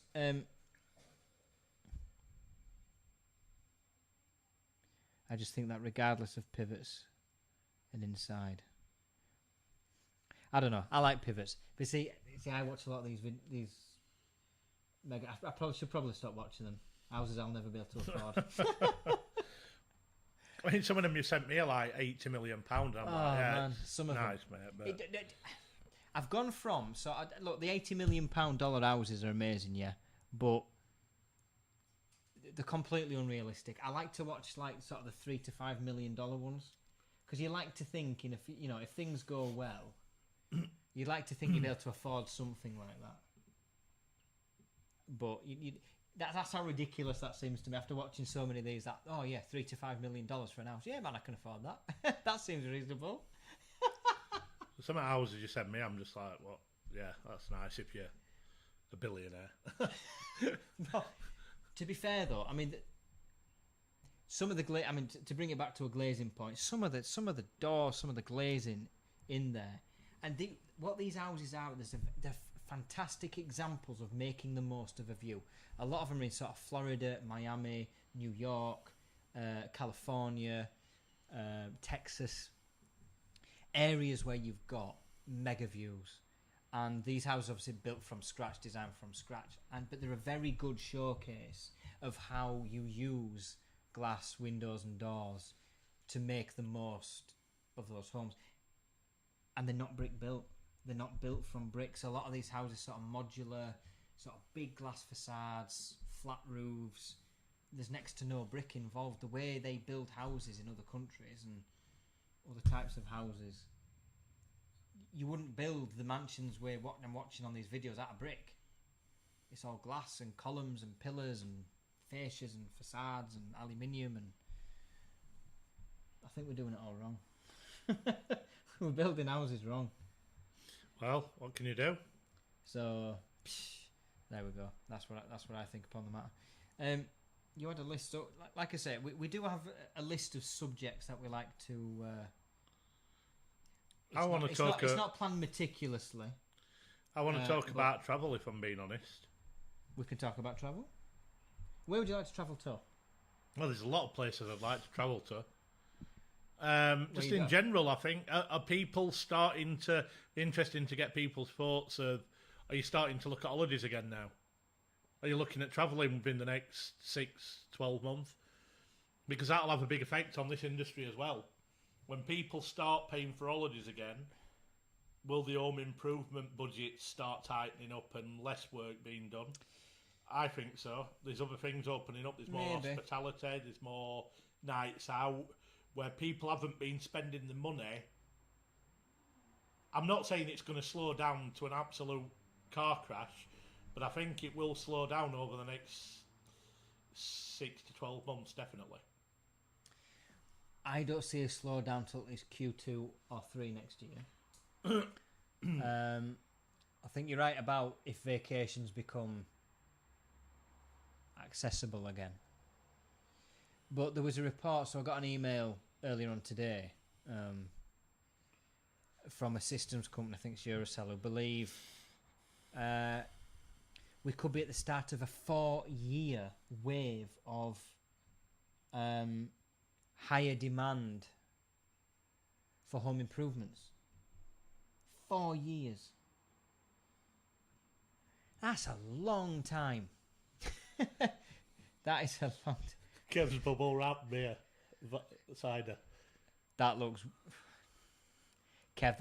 well dodgy, man. That looks. Police are going to be pulling that out of post office, aren't they? Definitely. Sorry, Kev. I had to show him that, mate. Kev, man, there's no way that's getting through Royal Mail. No way. Yeah. So some believe we're at the start of a 4-year cycle of higher levels of home improvement demand. I'm not one of them. Look, whilst I would welcome 4 years, well, would I welcome 4 years of this level of business? Probably not. It's too stressful. Do I think this level of business will maintain for 4 years? I don't think so. I think that's very. I mean, apparently they had analysts in to do the research, so it's not. They believe they have a base for the research, but I think that's very optimistic outlook. Definitely, Nigel. I agree. I don't think it's going to come to a grinding halt. I think it's just going to slow down and slow down and slow down. I think we'll get to I feel like we're at the peak level. I don't think we can get much higher than where we're at now. I think we'll maintain at a higher level, but I think what will happen over the next few years is a sort of a gradual plateauing and then maybe gentle fall. You don't want it to fall away. You don't want a big boom and bust because that's just going to cause problems. But yeah, I want to go on holiday. Well, people seem to be doing quite a bit of travelling. The people I know are starting to get a bit braver now and they're going further afield. They're starting to go abroad again. The places I want to go, I can't go yet though without quarantining. Caribbean, New York, Florida. I can't justify going to Europe because it's too expensive. It's cheaper to go to America and the Caribbean than it is to go to somewhere nice in Europe. I can't justify that. I think European holidays do not come up to scratch compared to Caribbean in terms of food and service. So I can't justify spending thousands of pounds to get on a 3-hour flight, where I could spend thousands of pounds to go on a 9-hour flight and have a much better time for less money. I looked at Dominican Republic for December of this year. 5-star all-inclusive. We've been to the resort before. It's Dreams. It's a high-end one. Guess how much for 2 weeks? Flight included. Don't know. 1,250 quid per person. That's to the Caribbean. He's travelling 9.5 hours to go to a 5-star all-inclusive, 5 restaurants, 10 bars, private beach. What's it going to cost you to go to Portugal right now? You know, it ain't cheap. It's not cheap. You go all the time. It ain't going to cost for 2 weeks at a high-end resort in Portugal. It's going to cost you what, 2 or 3 grand? It depends what you book, doesn't it? It depends what sort of accommodation you book. Exactly. But What I'm saying is the equivalent high-end 5-star in Portugal. Yeah, it's going to be expensive. It's going to be expensive. Yeah, definitely. Got some comments. So, Nigel saying it. Agree, but it will not go back to 29 for a few years. Alan saying, make hay while the sun shines. This bounce is the same as the VAT. I remember Alan telling us about the VAT. Yeah. The rush to buy before. Nigel's in Poland in September. He's booked Mexico for Christmas. Mexico is currently on the red list. So, Nigel, does that mean you have to quarantine when you get there or quarantine when you get back? And if so, how much of the tests cost you? GM fundraising golf event Portugal, September. Is it still happening? No. I'm investing my spare money on paying my mortgage off and watches. Good investments, watches. They generally go up, don't they? If you get the right ones. 5-star prison. It's a nice prison. I don't mind. I once stayed in a 5-star prison in Jamaica. That prison had 17 bars and restaurants. Hell of a prison. That prison had 4 private beaches. That was a very nice prison. Hunting a particular model now. No luck. So, people have bought up all the luxury watches. Callum can't find his watches. Alan, it's going to take years for 350 billion to wash through the economy. See, that this is where I struggle with the holiday thing. 350 billion of extra cash, that's what's estimated people have saved. I don't care how many holidays you go on, that's not all going to be taken up by holidays. I've had this conversation before, and my theory is it's all good until people start panicking that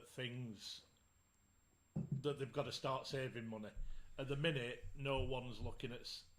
They are, but they're not. It's not a panic save.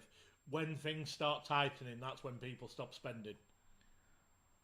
You see, yeah, generally speaking, yeah, that's what happens. When there's a shock, people and depending do stop on spending. what's going to happen with inflation, people might start to panic. So, inflation in June was 3 point odd. It was high threes. It dipped in July to 2%, but according to economists, that's more of a blip than a trend. I think cost of commodities is still high, although they've dropped a bit. I mean, we know in fenestration, we're still getting price increase. I think July does feel like a blip. I think in August and September, inflation is going to tick back up again. But the biggest risk is now becoming less of a risk. Furlough is being wound down, and the big estimates of people losing their jobs at this point of the year has not happened. I still think the bigger risk is inflation rather than furlough.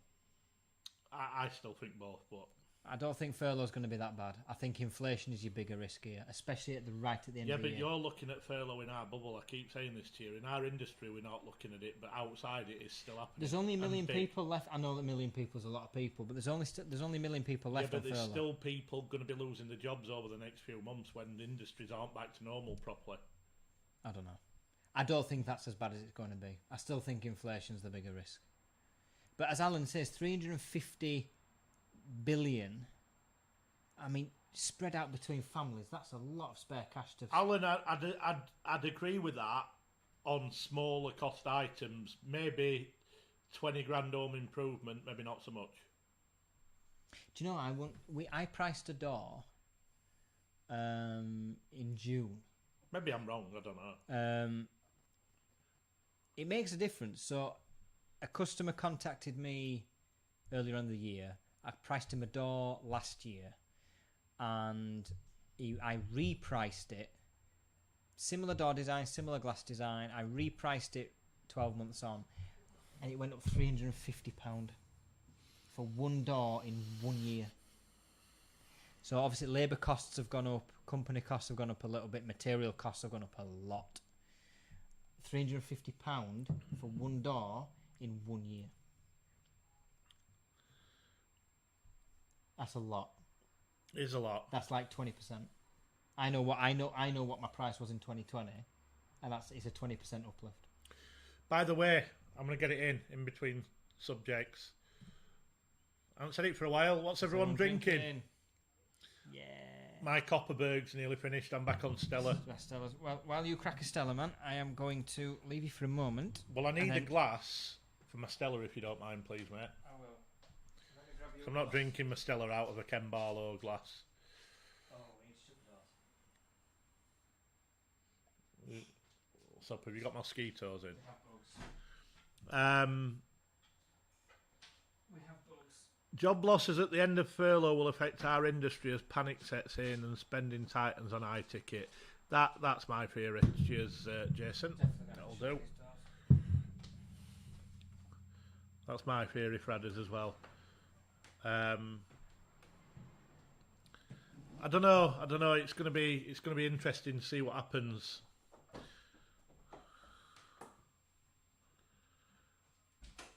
That's good to hear, Alan.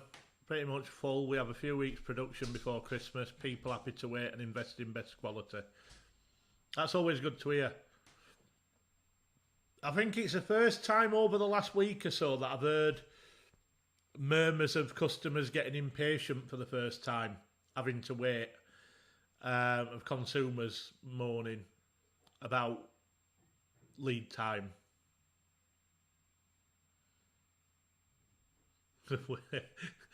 But in Wakefield, Alan, it's Yorkshire. Everywhere looks like a mine entrance. So what we're drinking, everyone? What we're drinking? I've been on Copperberg. Jason's drinking his real ale again. Callum is having Hagen Coke. Very good. Anyone else? Anyone else having a beer, or is it a quiet night? I'm not going to lie, I needed one this week. It's been a long week. It's not very often I have a drink now, but I really wanted a drink this weekend. So a little bit of a relax, bit of a wind down for once, because I've not done it for a while. So wait, anyone else going away? Alan said he's going to Portugal for the GM Golf. Nigel's going to Mexico at Christmas if he can get. I booked twice there, Nigel, to go to Mexico, and I've still not got, for one reason or another, I've still not got to Mexico. I'm a bit gutted about that. Fradders is on vodka. Anyone else?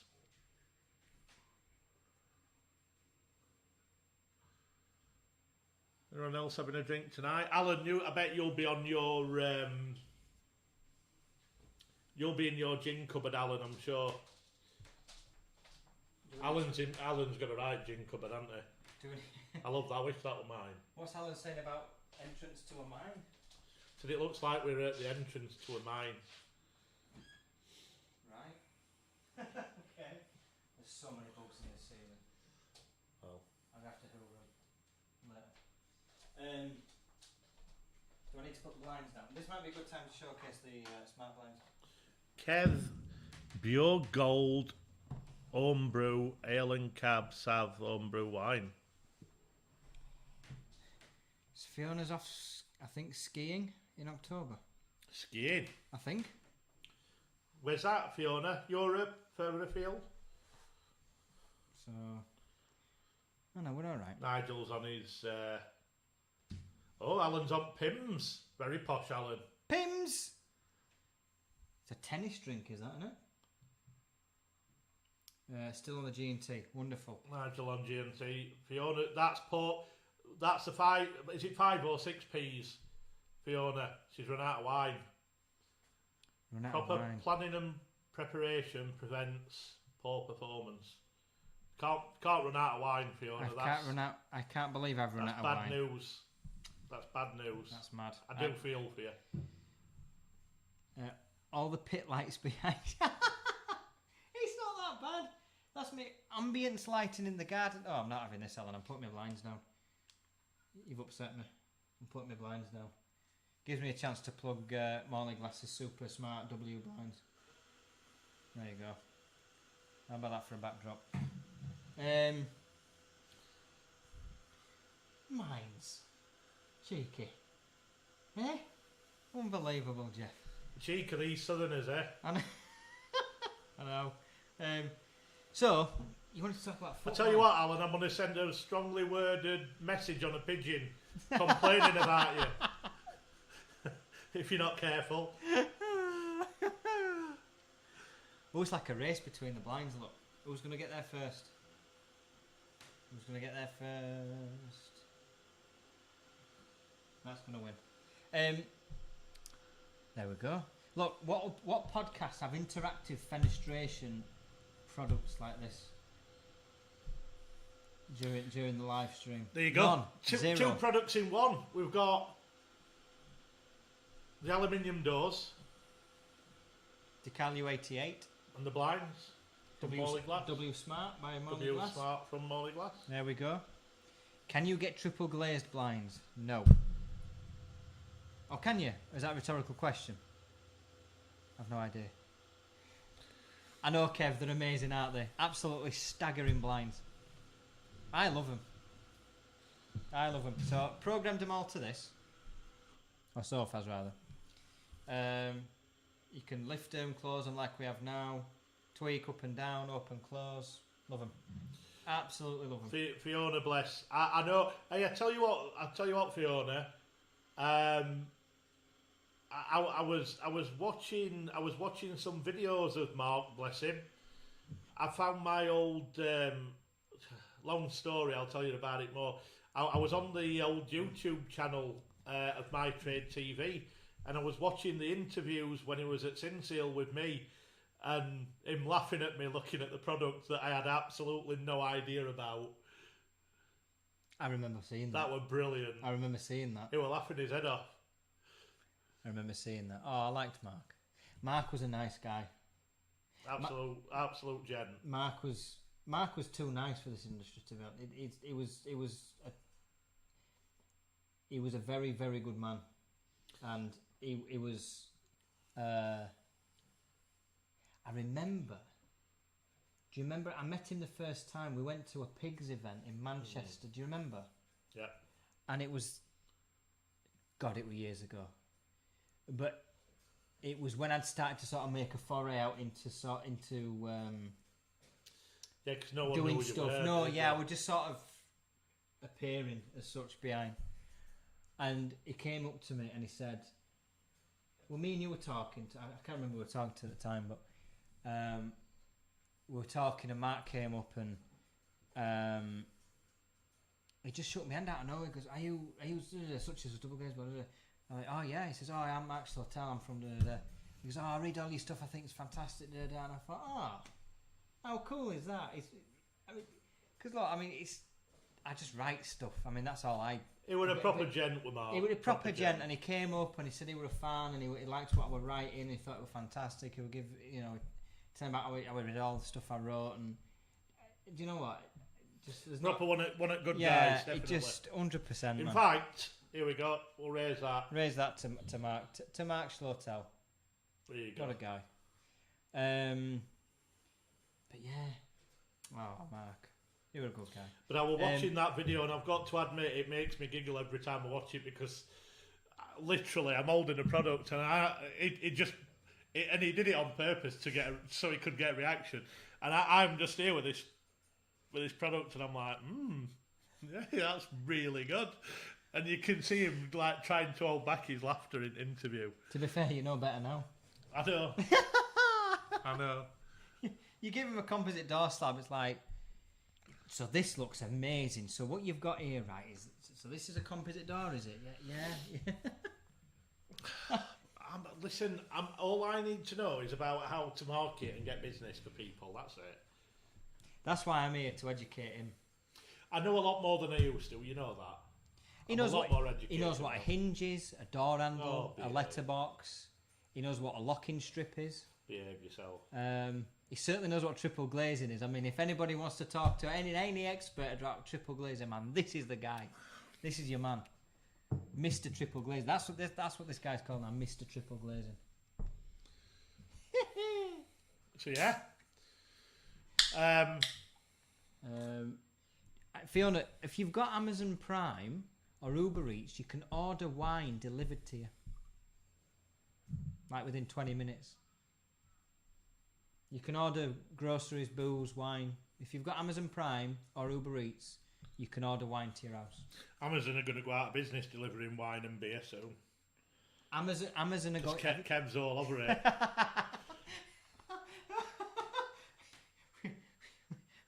With his terrorist-looking packages. I tell you what, I shouldn't take the mickey because Kev always gets me every week. But I tell you what, I've been. No, we owe Kev a few barbs back, man. He's always getting the jabs in. I tell you what, I've not. This is the most out of everything I've been looking forward to over the last few months. This is the most I've been wanting these ciders for months, and I'm hoping they're going to be here by tomorrow. I think they're going to be here. Man, I'm not being funny, but if somebody sees that package left outside your house, there's going to be a police cordon around your house.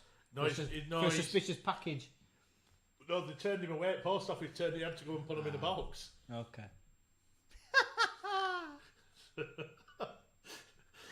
Oh man, we love Kev. Kev's the best. So just to answer Lee's question, I'm on the Elvis juice from Brewdog. Elvis juice. Elvis juice. Not sponsored, not an advert. I just like the beer. So, check your Twitter private message, Kev sent. Oh dear, we're going to get some grief, Kev.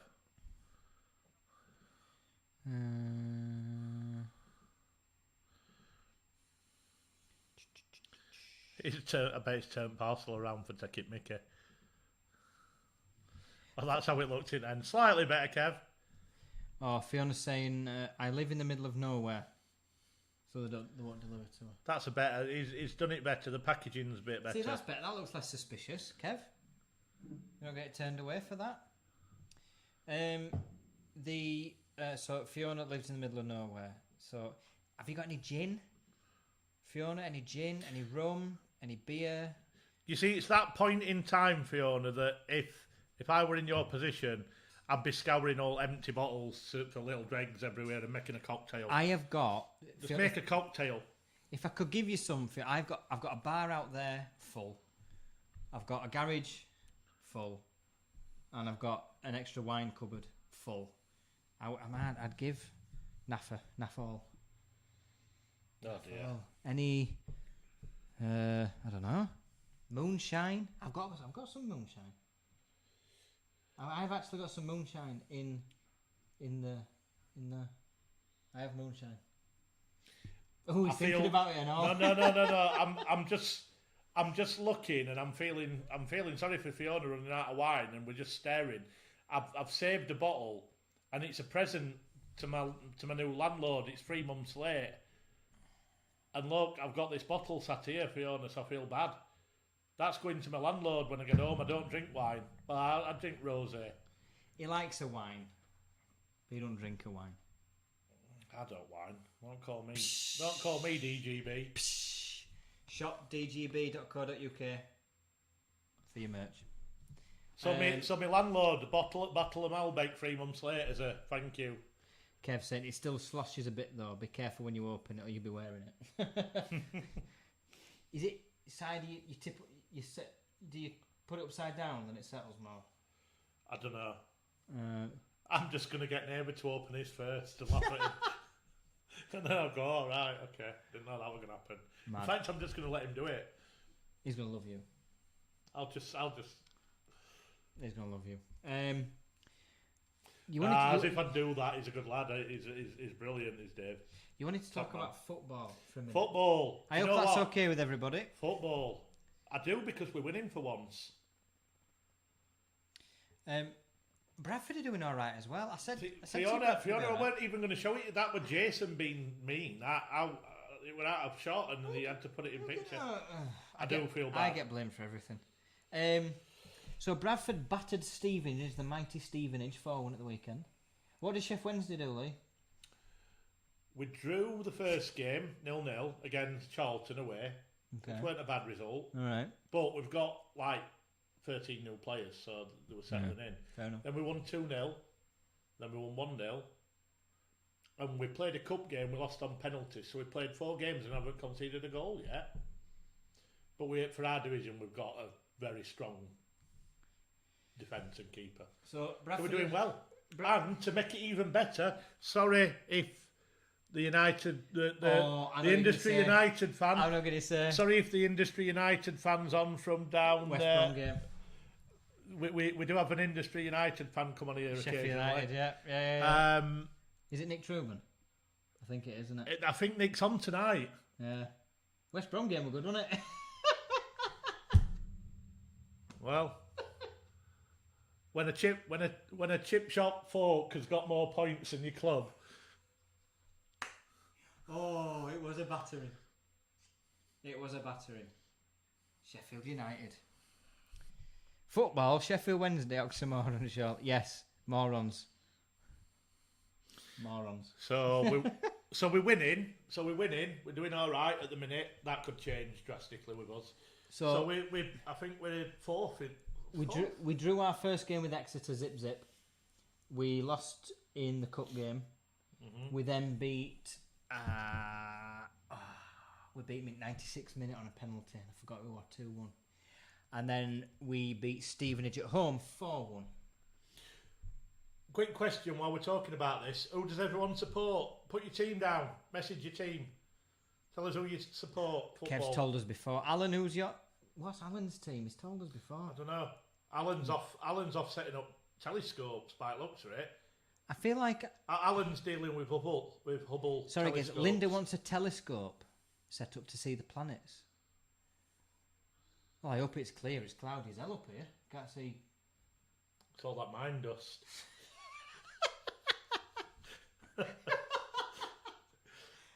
It's all that mine dust up here up north. So let me get that give me that coal off my face. Hold on. There we go. Have you got your hat with light on? Canary. Have you got your canary light? Chester, the mighty Chester for Kev. Chester. That always reminds me of that Alan Partridge sketch where he's got that mad fan, and he says, "Have a guess where my brother's from?" And he's got him in an headlock. Chester. I'm going to just share the link on. I'm going to put the YouTube link on. Hold on. So I'm.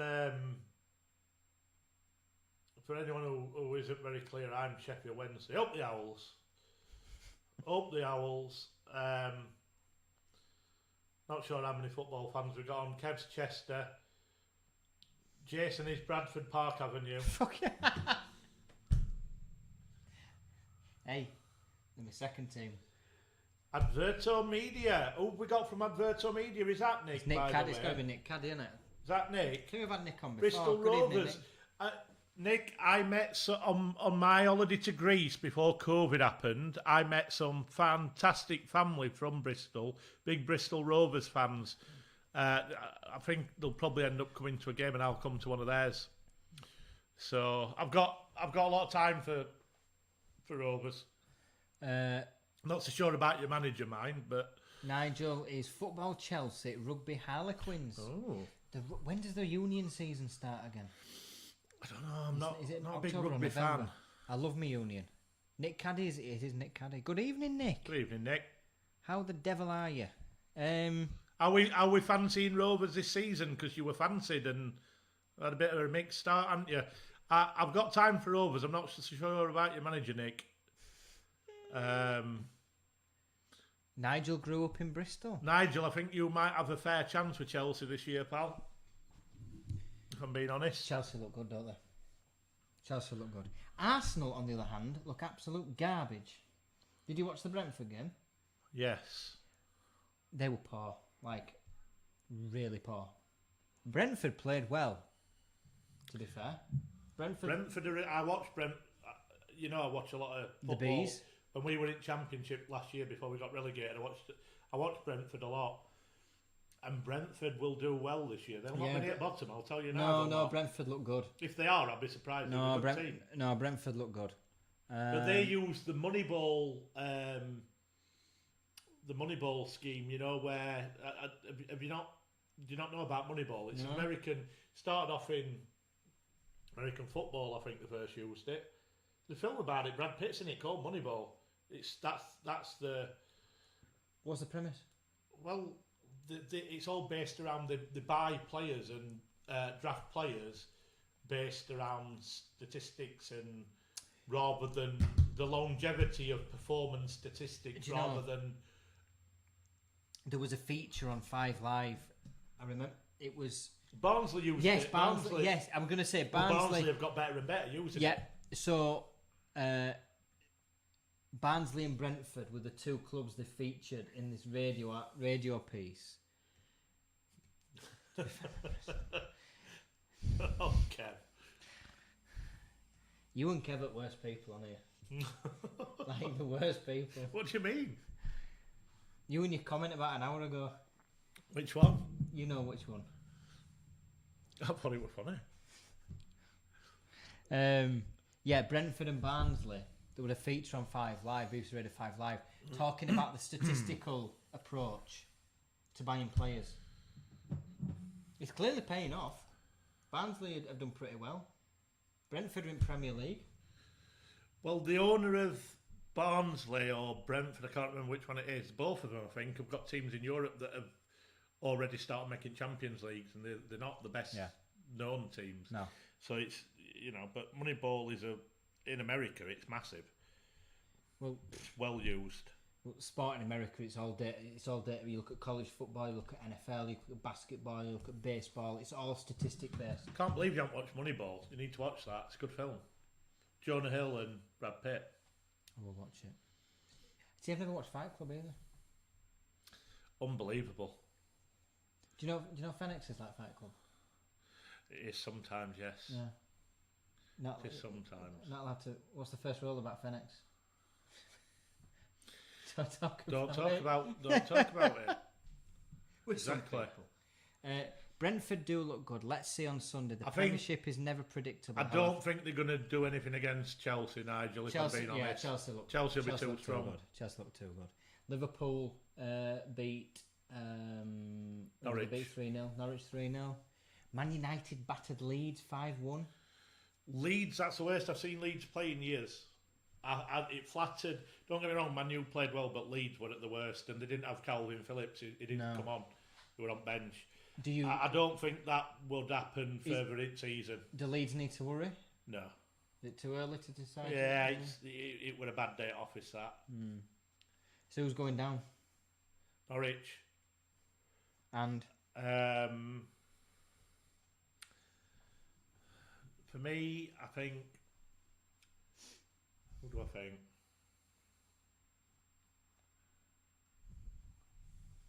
We talked about this last time, didn't we? You had a prediction. I didn't agree with one of them.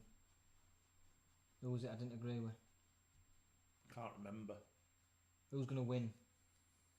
I'm gonna go left field. I'm gonna go Man United.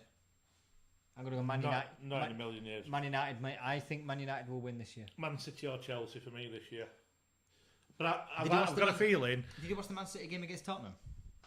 Yeah, but again, remember Without Harry Kane. they're finding the feet as well. Man City Ooh, or Man City are finding the feet. yeah, they'll be. Bollocks. No, they'll- they've just won. What have they got to find? They've only bought Grealish and a couple of others. They're not rebuilding. Yeah, but a it's squad. start at season. It's one game. It's not. You don't judge a season on one game.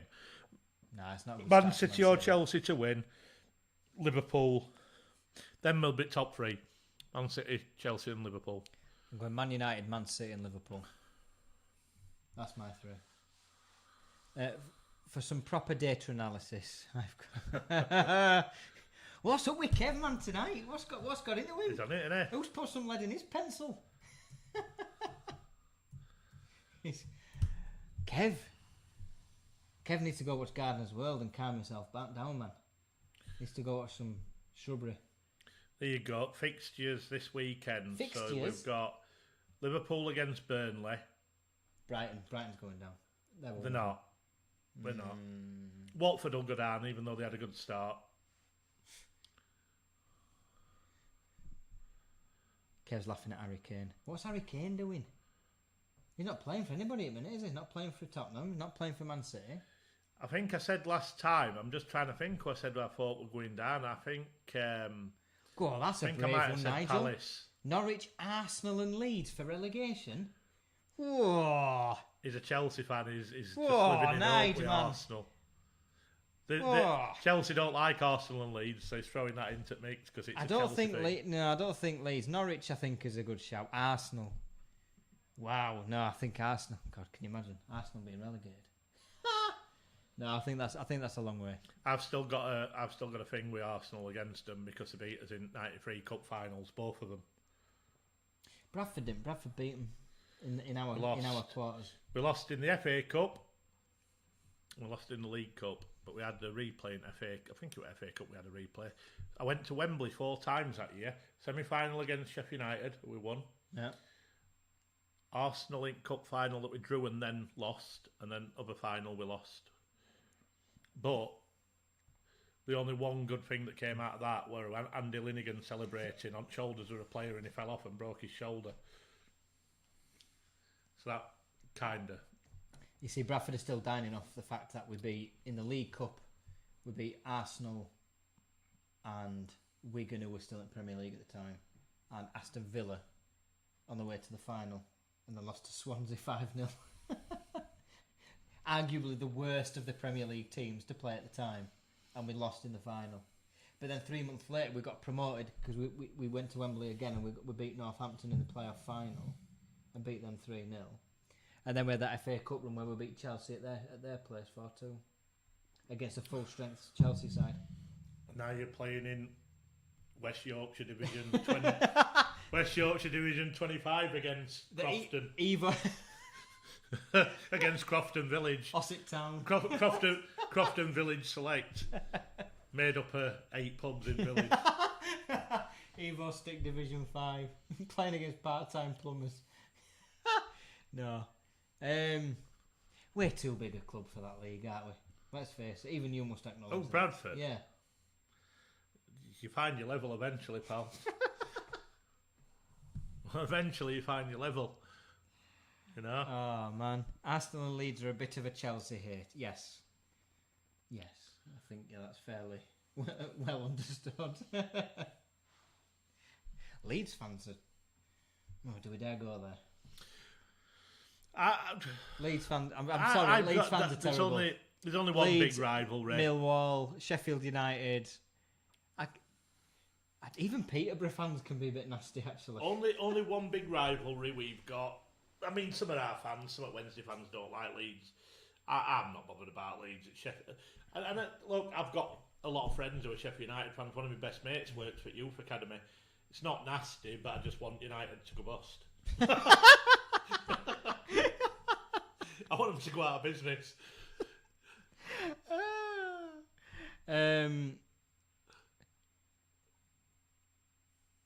I'm not getting some of these Facebook comments. Fiona, Fiona says she felt really welcomed in this group. Oh, you're more than welcome, Fiona. Every 2 weeks we do this. 100%. You are more than welcome. Everybody is more than welcome to join in the group chat. If you want to be a guest, you want to join in, not a problem. Hard to watch, but Mark's team was Arsenal. Always Burnley at Turf Moor. I think Fiona's team is Burnley at Turf Moor, I believe. Fiona, do yourself a favour. I know Facebook is handy, but get yourself a Google account and watch it on YouTube, because there's quite a lot of people participate on chat on YouTube. We do get a few on Facebook, but we get more on YouTube. But there's not. Subscribe and hit the notification bell, then every time we go live with a video and a live stream, you'll be notified. Yeah, YouTube's generally better, but obviously Facebook, you can still join on Facebook, obviously, but. But you'll probably get more interaction with other people as well on there if you want to. I'm looking forward to the guest we keep podcast both with open. Amy and Susie. I think that's going to be really good. Yeah. Like I said, that'll be good to get you guys on as well. Kev saying he's still dining on when Chester beat Leeds in the League Cup when Leeds were English champions, 1974. Facebook looked quiet when I popped up. Yeah, we just seem to get more engagement on YouTube. We'd have more chat. There's a lot more people chat on YouTube than there is Facebook. Although last time there were about 5 or 6 participants on Facebook, which is the busiest it's been on Facebook. But our followings, because we've got personal accounts on Facebook, we haven't got everybody in the industry on that. To be fair, we've built up a nice subscriber list on YouTube. Yeah. And I think I don't know. YouTube just seems more accessible these days, doesn't it? So, for anybody who's watching, please subscribe. Subscribe and hit the notification bell. So every time we post a video or go live, you'll be notified. So there we go. We've got the rule that if anyone who subscribes, Jason buys you a shot when he sees you. Okay, Jason buys you a shot. Next time we can see you will be at the NFA Winners event on November the 6th. There you go. I mean, it's a free bar, so you can have as many shots as you want, but I'll buy you a free shot. Don't be telling everyone it's a free bar. It's a free bar for until the money runs out. Sorry, yeah, until the money runs out. Yes. It's not a free bar. So I will get you all the shots you want during the first 4 hours.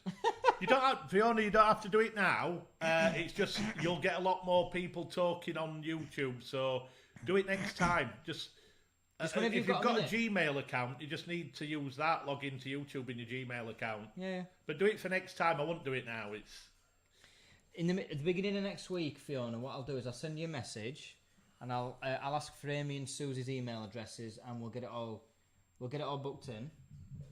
And we'll give them a rundown as to how we run things. But I'm looking forward to that one. YouTube is for the cool kids, says Fradders. YouTube was the OG of video platforms, and now I've never been called a cool kid. No. I was. Keep it that way. When I was an holiday rep, I was a cool kid. I'm not sure about now. But yeah, power of video, man. You've got InstaFace now, Snapchat, TikTok. By the way, Glazing Blogger is coming to TikTok. Oh, good lord. So all sorts of video content coming your way. I hope you're not TikTok. popping up on my feeds. I've got funny stuff on that. Don't be spoiling my feeds on TikTok. I'm going to popping up going, Windows. Did you know? Fenestration is the arrangement of windows and doors in a building. There's your TikToks. I'll be interested to see what you come up with. TikTok needs to be used more moving forward. I agree. In the next generation.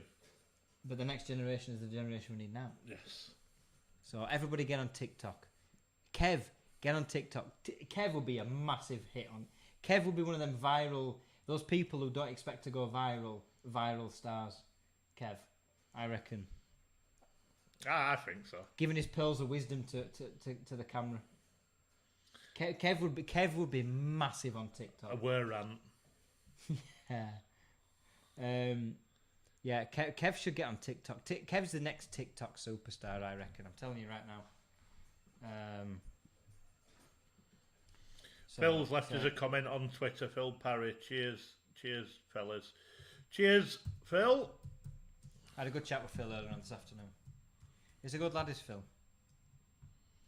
I like Phil. So too many different media types to follow. It pecks my head. It pecks my head. That's a new one. Oh. No, neither do I. Alexa.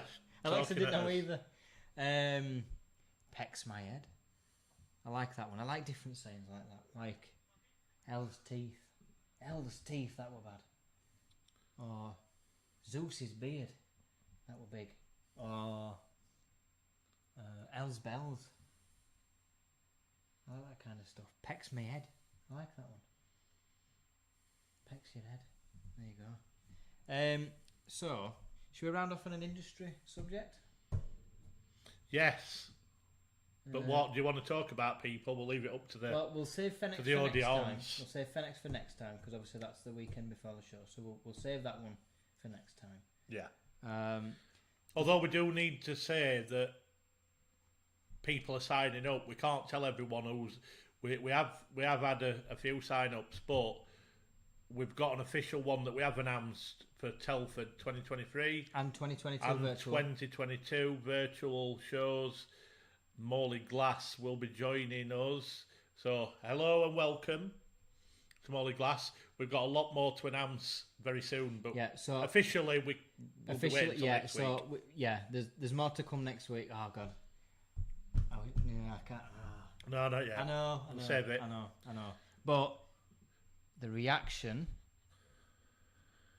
to the Telford announcement shows we've done the right thing. Nigel, we are gonna do this soon before Christmas. We're gonna book a bar and we're gonna do a tea. If you remember the old days, I think Jason were too young. The TGI, the Chris Evans. No, I remember that. TGI Fridays. What were it? TFI Friday. TFI Friday. TFI Fridays, and we're going to take the cameras. We're going to record it, and we're going to have an audience, and we're going to do it at a pub. And everyone can have a good drink and we can have a party after. Should we do it as a Christmas special? I think so, yeah. Christmas party. Fuck it, let's do it. Right, Christmas special. We'll find a venue, we'll find a pub who's willing to rent a room. Yes. Do we do it during the day or the evening? Don't know. Don't I matter. think during the day. During the day, but Do either or. yeah, let's do it during the day. We'll do it from lunchtime on. We'll do a Christmas special. Live Fenix.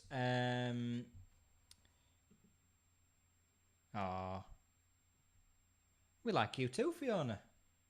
That's very kind of you. We will do. Fiona, you are invited to this as well, by the way, Fiona, and the rest of the Brewhard team. So we will do a Christmas special. We will start scouting for venues for Christmas who will let us do a live. They need to have a good internet connection. That they will do as a live Fenix broadcast with an audience, and then afterwards will be a massive party. Can't fault that. So that's what we'll do. There we go. That's what we'll do. Nigel, you are more than invited to that. Nigel Hedford from Decalu. In fact, the whole Decalu. Anybody is welcome to come to that one. Kev, I'll have a look at that TikTok malarkey. Honestly, Kev, I honestly think you'll be mega on it. I'm free most of December. I've already booked it off. So Kev's coming. So we've got one audience member guaranteed. Kev's coming. The future TikTok millionaire is coming. He could make us famous, you know. Kev could make us famous when he gets like 1 million followers. Have you seen that? I forget what they call him. There's a guy in Sheffield who is getting very famous on YouTube for going around to different pubs and like getting drunk basically and tasting beers.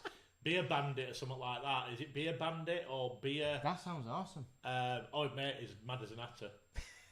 That sounds amazing. He's mad as an hatter, proper like, but he's impatient. All right, let's plan this. So where are we going to do it? Should we do it at a venue up here or do we do it somewhere central? I think it needs to be a more. We'll see. Midlands? Potentially. We'll have a look. We don't want to be committing to where yet. I won't mind Wales. Wales is cool. I like Wales. Well, that's a bit out of way for a lot of people. Yeah, it's central-ish. As long as you don't go to the coast of Wales. Not really, is it? If you cross the border into Wales. Not really, is it? Steady 110 from here, be there in 3 hours, you'll be fine. If it's TFI inspired, you need a scratch industry band. Well, That's that's exactly what we need. And did you know? Oh, there you go. Nige, I'll talk to you next week about that, pal. We Kev, my video company. That's good, Nigel. We'll speak to you about that, pal. Thank you. Kev, my video company. I don't know whether you've heard of the Sherlocks. They're an up and coming young band, and they're doing quite well now. But we did the video when I had my trade TV, and I got my car in the video. Did you? But MTV, but right, it's on. What do they call music videos? The popular. Trending. No, the videos where it has all official music videos. Official soundtrack. No, it's like a video player that has a Jukebox. no. What are you on about? You don't. I know what I'm talking about. Do Hold you? on. Because I don't. I'll play bass as Kev. I can just about. Kev's doing himself an injustice there. I've seen videos of him playing bass. He's perfect. Is he good? He can play well. He's doing himself an injustice there. I'm telling you, he needs to. He'd become TikTok famous. The bass playing badass homebrewer fenestrationist. Telling you, man. He'll be famous. Kev. That's going to wind me up. Vivo. Callum Vivo, that's it. Vivo. Callum in comments. Vivo. Right, Callum knows the score. Vivo, on the Vivo one, if you have a look at, what song was it?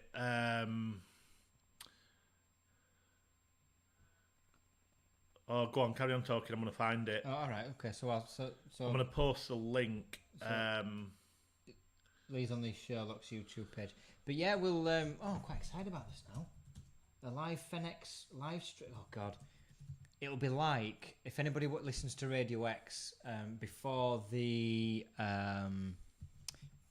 pandemic hit. Chris Moyles and his crew used to do something similar to what we were proposing. A podcast filmed in front of a live audience in a pub with an audience. And it essentially was what we're proposing. 2 or 3 hours of them chatting shit, just getting drunk and having a good time. But this is going to be at Christmas. There you go. I've just posted the YouTube link to the Vivo. That's a video we made for the Sherlocks. And my trade TV car was in it slyly. MTV, it was all over MTV. And they blurred my logo out. How rude. Because you didn't pay. How rude. Yeah, because you wouldn't have paid for it. How rude. It was an official music video. And they blurred my logo out. Speaking of logos, did you notice De Koenig got their logo on? What game were you playing yesterday? It was Tour de France on the PS4. I was looking for games for the kids. I bought it just because the kids will never play that and I won't have a clue how to play it. But Tour de France, De Koenig's logo, flat, absolutely bang across the front cover of Tour de France game. And that is why it's not a bad idea sponsoring sports teams, because biking, football, if you sponsor a football team and FIFA come to do your shirts ready for the next game, your logo ends up on their shirts. I mean, from a branding point of view, how awesome is that? I mean, can you imagine Fenix sponsoring Bradford? I know. Next season, and then when they come to do come to create the shirts, Fenix is on. Fenix is on FIFA. Did you know that I nearly sponsored the boards at the back of the goals for Bradford on the cup run year? 2012. Yeah. 13. That's when I first launched my trade because I knew the owner. It was in locksmithing industry, and he offered them for pennies as well, like 800 quid an hour. Like, mate, I never got back, and I said yeah, and I never had them made. That's like a cup run. No one's ever going to match. Like that. I know. That's one of the best cup runs ever. You totally missed out on that one. Like, we're on TV and everything. I know. Like, tell me how I got it. Every game. It was something like 800 quid each, 1,600 quid for that. We'll be on Tour de Manx 2022. Fradders is still here, man. He's still drinking. He's still up, man. Go on, Fradders. Fradders. Nigel's been very generous there. Yeah. Brilliant. Brilliant. So we'll plan that and we'll get it sorted because Cool. I'm looking forward to that. We just need to find a good venue. I think it'll be a good crack if we do it properly as well. Be a cracking Christmas party. Live stream. We could do it sort of maybe one at last week's at year. So when everybody's sort of just sat around doing nothing. People, captive audience, people watching, people come down, enjoy it. Good solid bar, happy days. Let's just hope pandemic don't knacker things up again. Let me know what you think of the Sherlock's video. I was quite a good video, I thought. It was, mate, it was. You did well. Well done. Well, it weren't me who did it. It was the company I had. Yeah, well, you own the company. Yeah, I don't know. There you go. So, shopdgb.co.uk. Just telling you. It's random. Ah. So yeah, there you go. So we've had a bit of music, video. We've had Elon Musk ignoring us, even though we're going to talk about his robots in a minute. He has missed a right podcast tonight, man. I'm telling you. He could have seen a new band that he's never seen before. He has missed out on like numerous $billion opportunities. He's totally. Well, Elon. It could have been into Kev for packaging ideas. Yeah, man. He's missing out on Kev, the next TikTok millionaire. Telling you, Fiona. You are welcome. Caerphilly rugby. I tell you what, I love Caerphilly, Nigel. Caerphilly Castle. My kids got bored to death because I'd have spent all day there. See, Wales. Caerphilly were brilliant. Telling you, Wales, man. Fenix on tour. Fiona, you're more than welcome. I totally understand. Totally understand where you're coming from. But look, you are more than welcome. The Brew Our team's welcome when we find the venue. We'll put details out. But yeah, you are more than welcome. Don't hide away, Fiona. Come and, we're here. And if you want to talk, you know where we are. Fiona suggested supply chain problems. I do think that's a good thing to tackle because let's get on to it. We've still got problems. How many months have we been talking about supply chain problems? Since what, June last year? Long time. So this week I've spoke to people about shortages of polymer, glass, hardware, silicon, and I tweeted I think it would be easier to make a list of what we've got than not got because it's probably shorter. So we're still facing glass shortage problems. We've still got resin problems. We've still got coloured foil problems. We've still got silicon problems. Hardware is going to be a problem. Hardware is going to be an issue in November, I've been told, because of the Ningbo port closures in China. China operates a zero COVID policy, which means only a few cases of COVID will shut down an entire city, or a port in this case. Whether you agree with that or not is irrelevant. That's China's policy, and because we are a globalised supply chain, something bad there will affect us here. And that only reinforces my argument that more should be made here. Because why should a dozen COVID cases in one port 6,000 miles away mean we don't get our handles in time? That seems ludicrous to me. So the end of the year I've been told could be squeaky bum time. Glass is still going to remain an issue. Hardware is obviously going to remain an issue. And we're booking work into January. That's good. We may not get the glass. We may not have the window handles. I've made a mistake here. I know I'm changing subject. Have you tweeted the wrong Oprah account? No. I've tweeted right one, but she's a bit inactive. She hasn't tweeted since 26th of July. So... Really? 43 million followers. She's aspiring to be near us. 1% of them. She's aspiring to get to where we are. We are audience. Yeah, she's only a few million behind us. Oprah, she's scared of coming and watching us. She knows she'll get way much better. Callum Williams, I'm guessing Elon is sat at home racking his brain on who his right-hand stooge could be for his own podcast. He's posting memes, I'm telling you. He's posted a meme rather than watching. I'm not happy about that. Elon, my man, come on. Come on. You're missing out Come on... and talk crypto. Come and talk Doge. We need Doge to go up Talk Doge and XRP. Fascia Jobs, Kev. Fascia Jobs now booking March 22. Wow. Alan, enjoy. Good evening, Alan. Enjoy the golf. Enjoy Hope the you have a golf good tomorrow. round. Take care. Alan's been a good viewer from start as well as Alan. He's been one of the He loyal. has, very much so. Alan needs his own t-shirt. Alan will get you a t-shirt. What should we do, Alan? The boss. Alan the boss. The Godfather. Oh yeah. Alan the Yeah. Godfather. Alan, you're going to get a Godfather t-shirt from us, I think. Yeah, that's a good one. Yeah. So supply chain, and do you know what? We're not going to get round the supply chain problems until the demand drops significantly. Now, there is no signal that is going to happen for a good 9-12 months. So we are in this, unfortunately, fluid and uncertain position for a good while yet. So we can bitch and moan about it all we want. We're just going to have to get used to it. We don't like it. You can't plan. Fredly think he'll pop a man bun on it. As long as I am tempted to get a pair of scissors and to chop that while you're not looking. it's getting long now. I'm not going to lie. Look at that. I have thought about getting scissors out and just snipping it off. I'm getting it to. I want to get it to the point where I can just tie it up in a bun. Although I don't do it, I can't tie this off. Does it for me? Ridiculous. Says you that your hair were down here. Yeah, but mine weren't in a bun.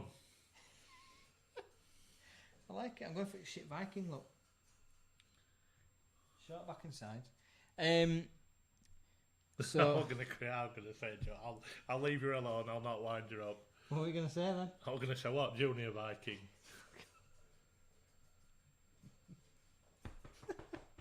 Piss off. You made me say it. I weren't gonna say I it. didn't make you say shit. You said just go on. chose to. Go on. You chose to. Do I David Brick? No. I won't. Do I? No. I mean, no. No, maybe Me- not. I've got No, me maybe ears not. itching. You what? Me ears itching. No. What does that mean? Does it mean I'm coming into money, or does it just mean I'm No, not rich here? no. I disagree. If you're selling high-value swimming pools, etc., you are booked for 3 months.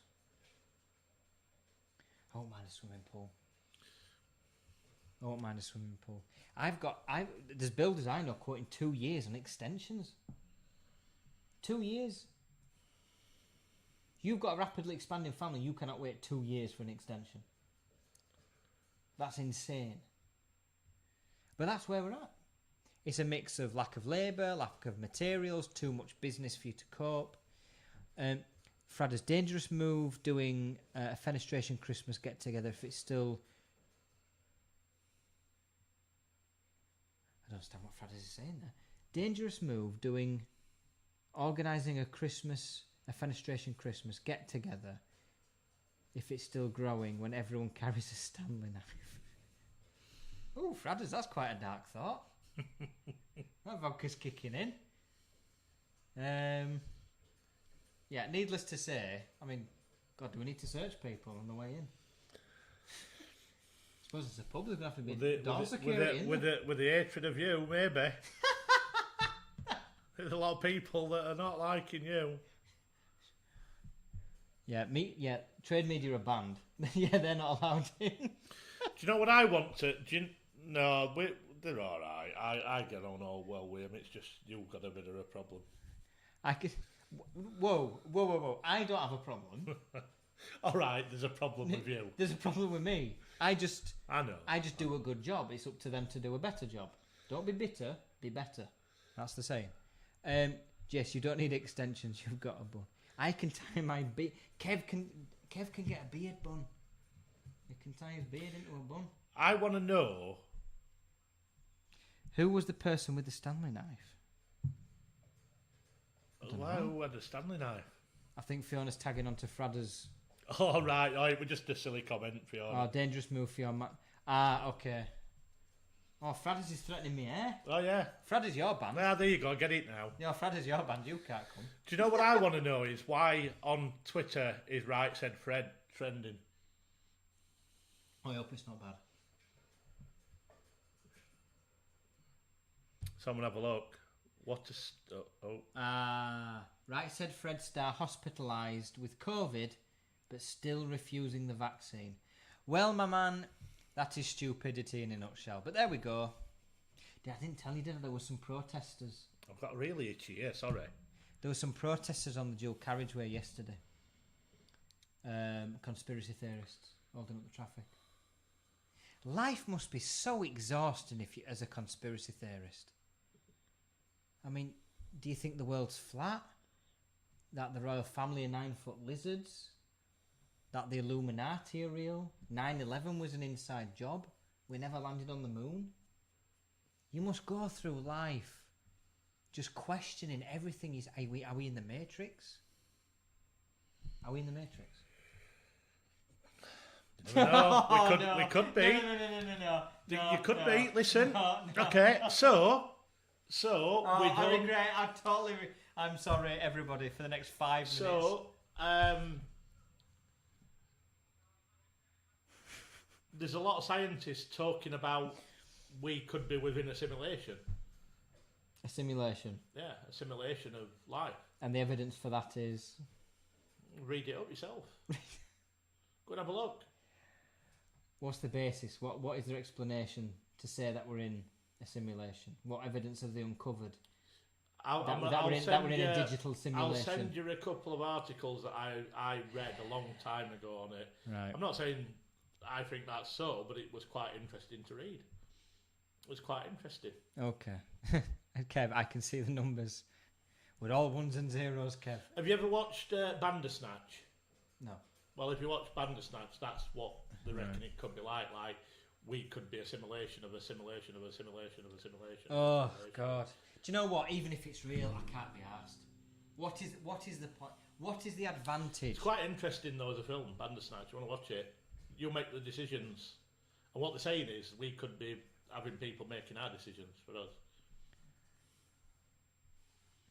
Well, if that's true, that's a fucking shitty hand I've had for the last few I was years. going to say, I'd hate to be the person playing my life.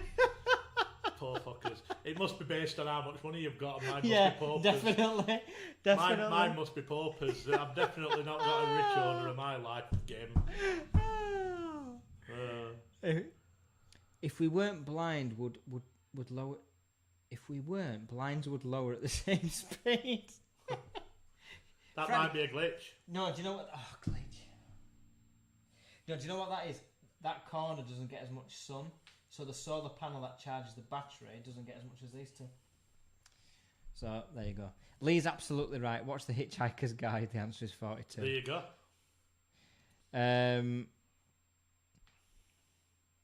Oh, Fiona's been very kind. Lee is lucky to have you as his best friend. Oh, Fiona's been awesome tonight. Fiona, you have to join us as a guest when we do the 17th of September podcast. You're absolutely welcome. All right. Moon landing, real or not? Are you really asking this question? Yeah, man. Well, quite obviously real, yeah. Okay. World flat. What? World flat or not? What a stupid question. That's all right. That's okay. Just testing your boundaries. Just testing your boundaries. Just because I read about certain theories don't mean I think the world's flat, mate. Stupid. So these protesters were they were a mix of anti-vaxxers, anti-media, anti-government, and I assume anti-reality. They're anti-traffic. They're holding it up. There were queues for like a mile and a half. Sons of bitches.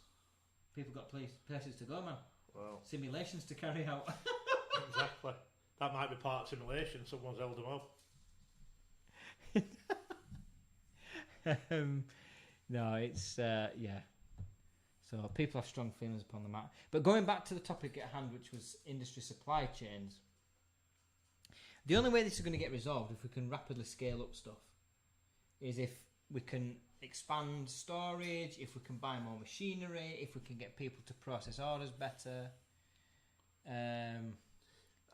Callum, behave yourself, man. You get yourself barred from the Christmas party. Fradders has definitely had a drink. Fradders has definitely had a drink. I was at Jodrell Bank today. Jodrell Bank. That was so cutting edge. I don't understand the reference to Jodrell. Kev, talk to me about Jodrell Bank. Educate me, my man. I don't know what you mean by Jodrell Bank. So yes, industry supply chain. We have no glass. We've no hardware. We've no coloured foil. We've got nothing to make windows. Which is fine, except we're still selling them. Yes, difficult. Slight problem. And I think that's why there's a lot of stressed people in the industry at the minute. I've got to say, and I don't want to sort of get too downbeat, but I think we have to approach this as well, because it is important. There is a lot of people under pressure, isn't there, at the minute? And obviously me and you speak to a lot of people every week, and it is very clear that stress and pressure has taken its toll so far this year. I mean, obviously me and you speak to a lot of people. I mean, the conversation I'm having is everybody needs a break. Yeah, I think it's been a very stressful year. Everybody needs a break. And we have to remember, look, as much as we like this industry, love this industry, make a good living from this industry, this is just windows and doors, yeah? We're not curing cancer. We're not solving the problems in Afghanistan.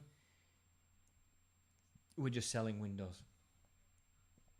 And whilst it's very easy to get caught up in the stress and day-to-day machinations of running a business, this isn't life or death. Callum, will this Christmas do? Be provided. Hey, Callum's feeling brave, isn't he? What's that? Oh, Callum's going to get himself barred here. Go on, Callum. Callum's getting himself barred. We're going to have it in Islands of Scotland just so it can't come up. I've just had a very random question from a friend. Maybe someone can help me on the hardware side. Anyone who can get a Roebuck brass 40mm padlock for me? If there was anybody from Brisant watching tonight, they would have helped. Well, there you go. That's a question. Anybody who can get hold of a Roebuck brass 40mm padlock, please. Jodrell Bank is the largest radio telescope in its day. Recorded the moon landings, Russian rockets, even before the Russians could follow their own rockets. That's awesome. Didn't know that. I've been educated this evening. Oh. So there you go. How's Gardener's World going, Kev? Are you managing to get your time in to watch that, pal? He's too busy watching us. Abusing me. Or is that Callum now? So how do we solve the supply chain problem? I don't know. I don't think you can until it settles down. What's the creative solution? I agree with you, actually. I think until it settles down, I don't think there's anything we can do. We can't rapidly scale up production because we haven't got the facilities to do so. And even if we did, that would take time. Yeah?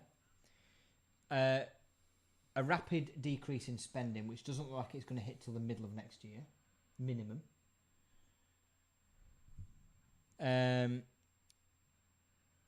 So I guess we just have to muddle through. That's the only option. But we're not. That's the only thing. I don't think we'll ever have a demand this high again. No, not for decades. For a long, long time. So. Well, look at what Alan said earlier. There's always been catalysts for this level of demand. Demand's never reached this point naturally. So the last time Alan was saying demand was this ridiculous was when the raised VAT level was coming in. And Alan has mentioned this in a previous podcast when he was a guest, that when VAT was raised a while ago, a few decades ago, there was a rush to buy things before the higher rate of VAT came in. And he was saying Alan was saying at the time that was the only comparable period of time to this one. This period has been, the catalyst for this has been the pandemic, people saving money, people not being able to go anywhere, so they're spending their money on their own homes. Periods of like this only occur when there are catalysts. It doesn't naturally occur. Yeah? So I think Lee's right. We're not going to get this for, well, I guess either until something in the business world changes or something in the natural world changes again. But these are very rare occurrences.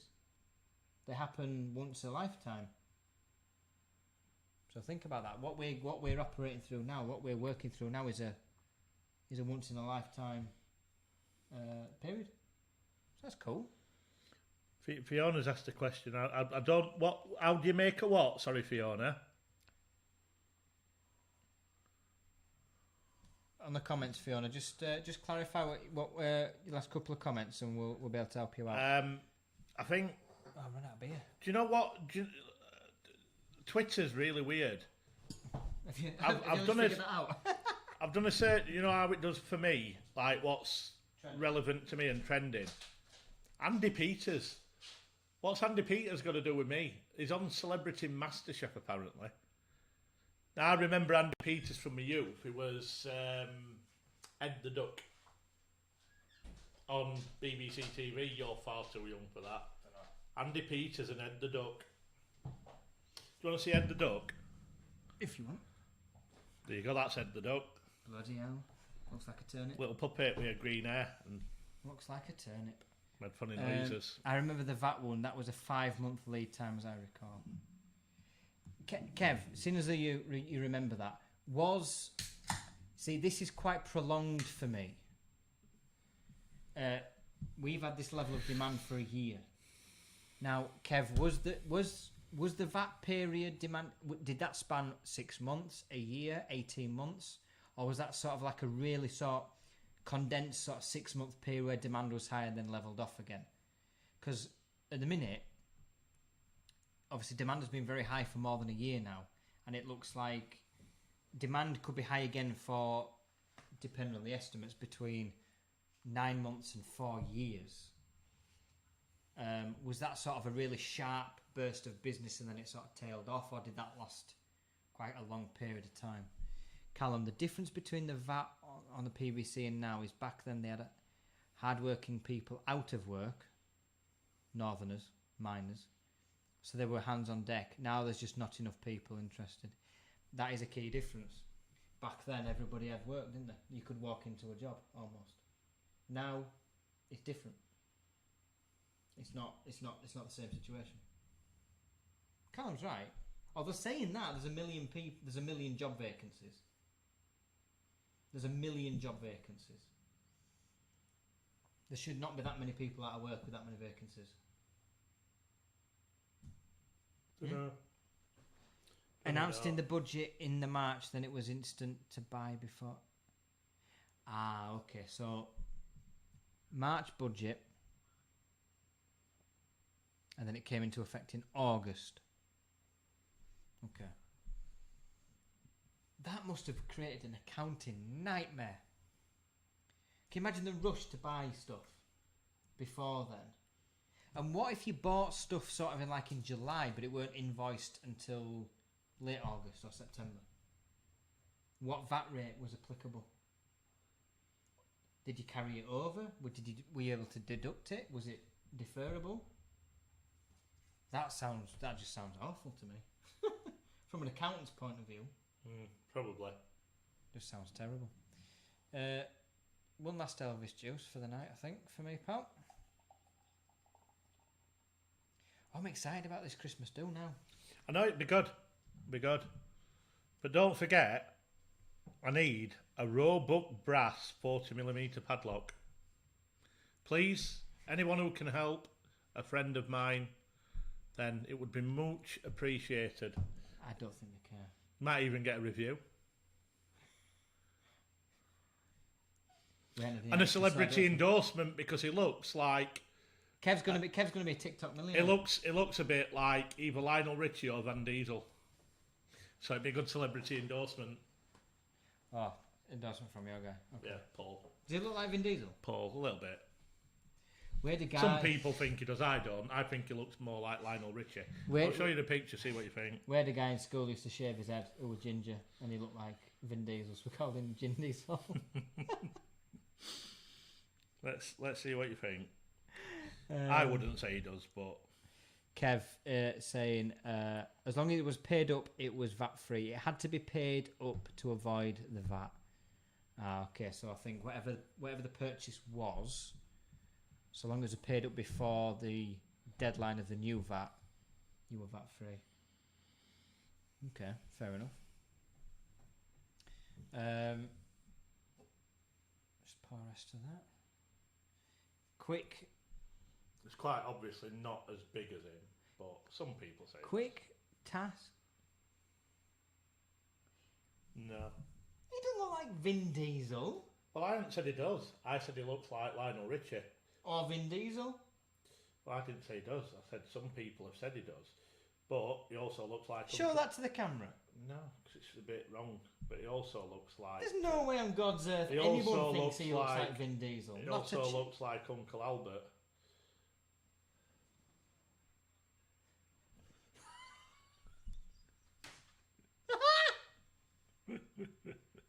Oh no. Oh no. And if he dressed up, he'd actually look like Borat as well. He's nice. Oh God. Won't be long now. I'll be polishing my brass. Says Fradders. Quick, talk to me for a timing test. Timing test.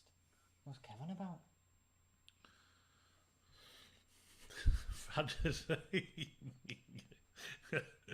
Oh dear. Have I missed something with Fradders? Am I missing something? Won't be long now. I'll be polishing my brass. Unbelievable, Jeff. Am I being Yeah. stupid? Yeah. Anyway, Fradders, don't be rude. lowering the tone. Don't be rude. This is live, man. We're respectable people. I'm off to see Fradders, by the way. All right, go, cool. And I'm off to see Ailey at 23 Doors Online. Cool. So apparently they are quite close to each other location-wise. So I said, well,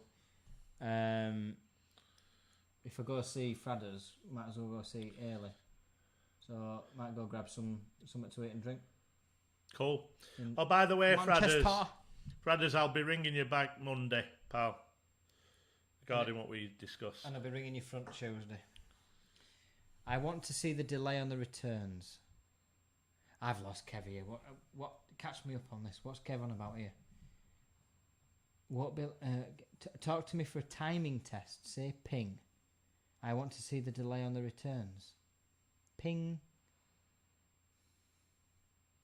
Is he testing the feed?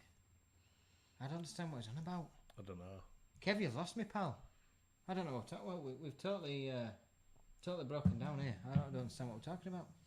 I was too busy looking at photos that turned my friend into looking like Uncle Albert.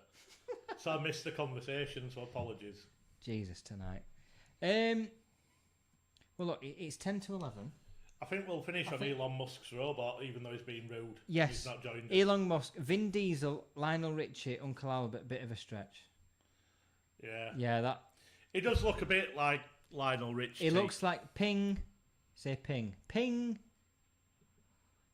Kev thinks we're performing monkeys here. I'm not an idiot, Kev. I'm not just going to do what you say on You just on have. command. You just have. How quick was my ping return? He says, don't know. I think we're behind on... Like a few seconds. I don't know. I think we're a few seconds behind on his stream. Does it matter? I don't know. There's a delay on YouTube. I'll back up, Kev. Like I Kev thought it was a. There's a slight delay, Yeah, I think. there's always a delay. It's about 5 or 6 seconds. There's a delay between us talking because what you can't see is we've got a laptop here and my phone here is also streaming the feed, and there's about a 5 or 6 second delay between what we say and what we feed back. On I those reckon a devices. lot of that will be the fact that Jason's phoning an Apple phone and it's a bag of crap. But Dire. But yeah, Elon Musk has got a robot. It looks like a human being. And let's be honest, this is the beginning of Skynet. Well, Phil's here. Phil Parry! Right at the end, Phil. Right for the good bit. He's joined us at the good bit. We're talking about Elon Musk's robot. In fact, do you know what? I'm going to just nick for a refreshment break, and we're going to talk about the advent of the Terminator. Skynet, man. Skynet. We're going to talk about Skynet. It's going to happen. Elon Musk and his robot and his AI. I actually watched the YouTube interview with Elon Musk talking about his concerns for the world, because obviously, if you know what he's up to, is SpaceX and trying to populate Mars eventually and what have you.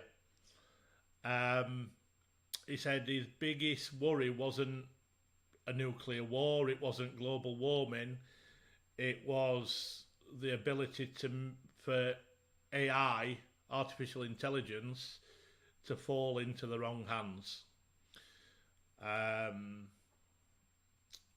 Facebook had two AIs talking to each other, and they created their own language. They literally created their own language. So they had to turn them off. But yeah, so Elon Musk's robot. So when Jason comes back, I know he's got a lot of thoughts on this because he's been having a good look at it. So we'll discuss that a little bit more.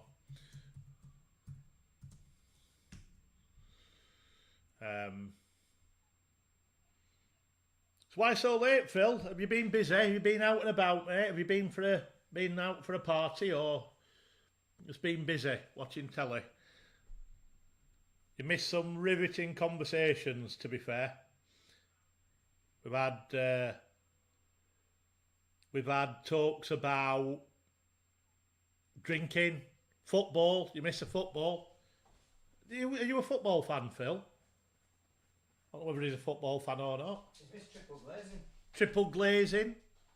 Supply chain shortage.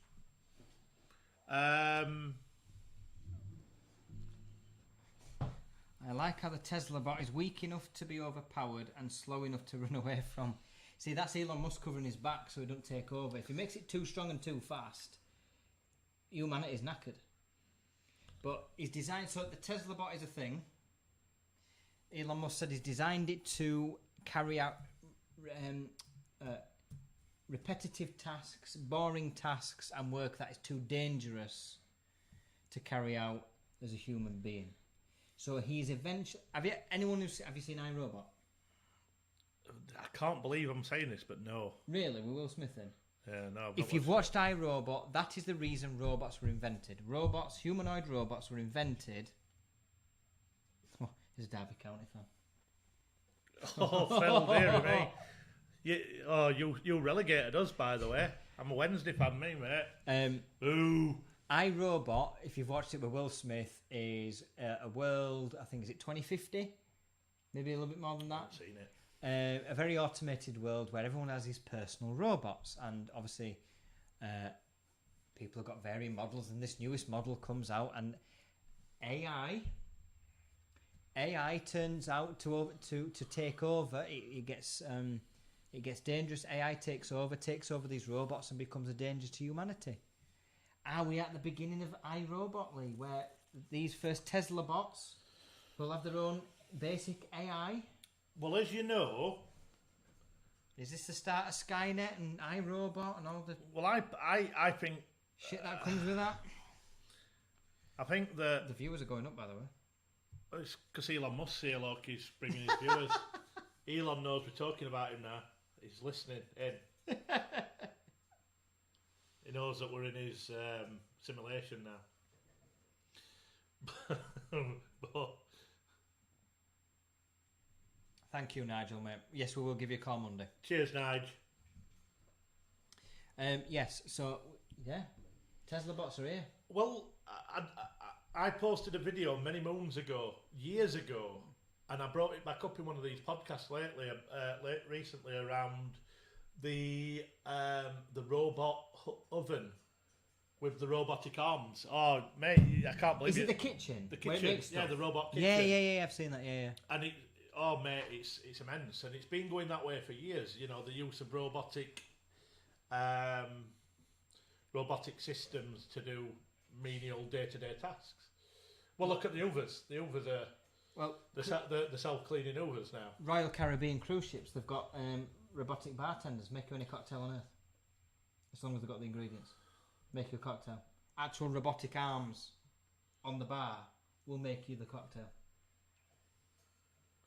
How mad's that? And then you've got, all right, it's not Resident actual... Evil. Callum. Resident Evil last year. Skynet this year. It's not... Could happen. It's not exactly robots and prototypes of robots, but the technology's shifting that much. I mean, you look at what Elon Musk is trying to do with driverless cars, and then you've got Amazon and food companies and dry cleaning companies. Well, Kev's saying there on the comments, I saw 6 Amazon vans together, and that was a scary thing. A bit sci-fi. Or he was just driving past an Amazon depot. And they've got drone deliveries of certain items now. Mate, I can't wait till I can get my beer delivered by a drone.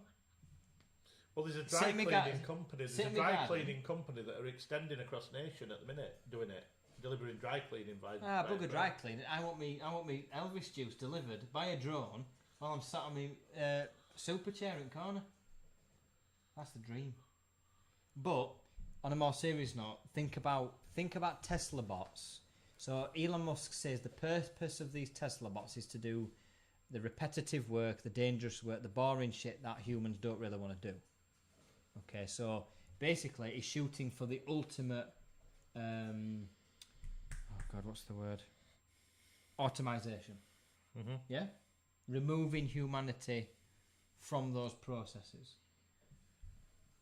Could there be a window application in this? You think about a systems company who has to load in the raw material to make the profile each and every time. That process is never different. Well, are we not already... Let's skip one back before you go on to that. Let's go one back.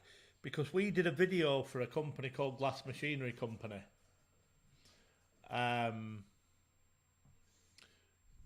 We did a video for Glass Machinery Company with a robotic machine moving the glass around.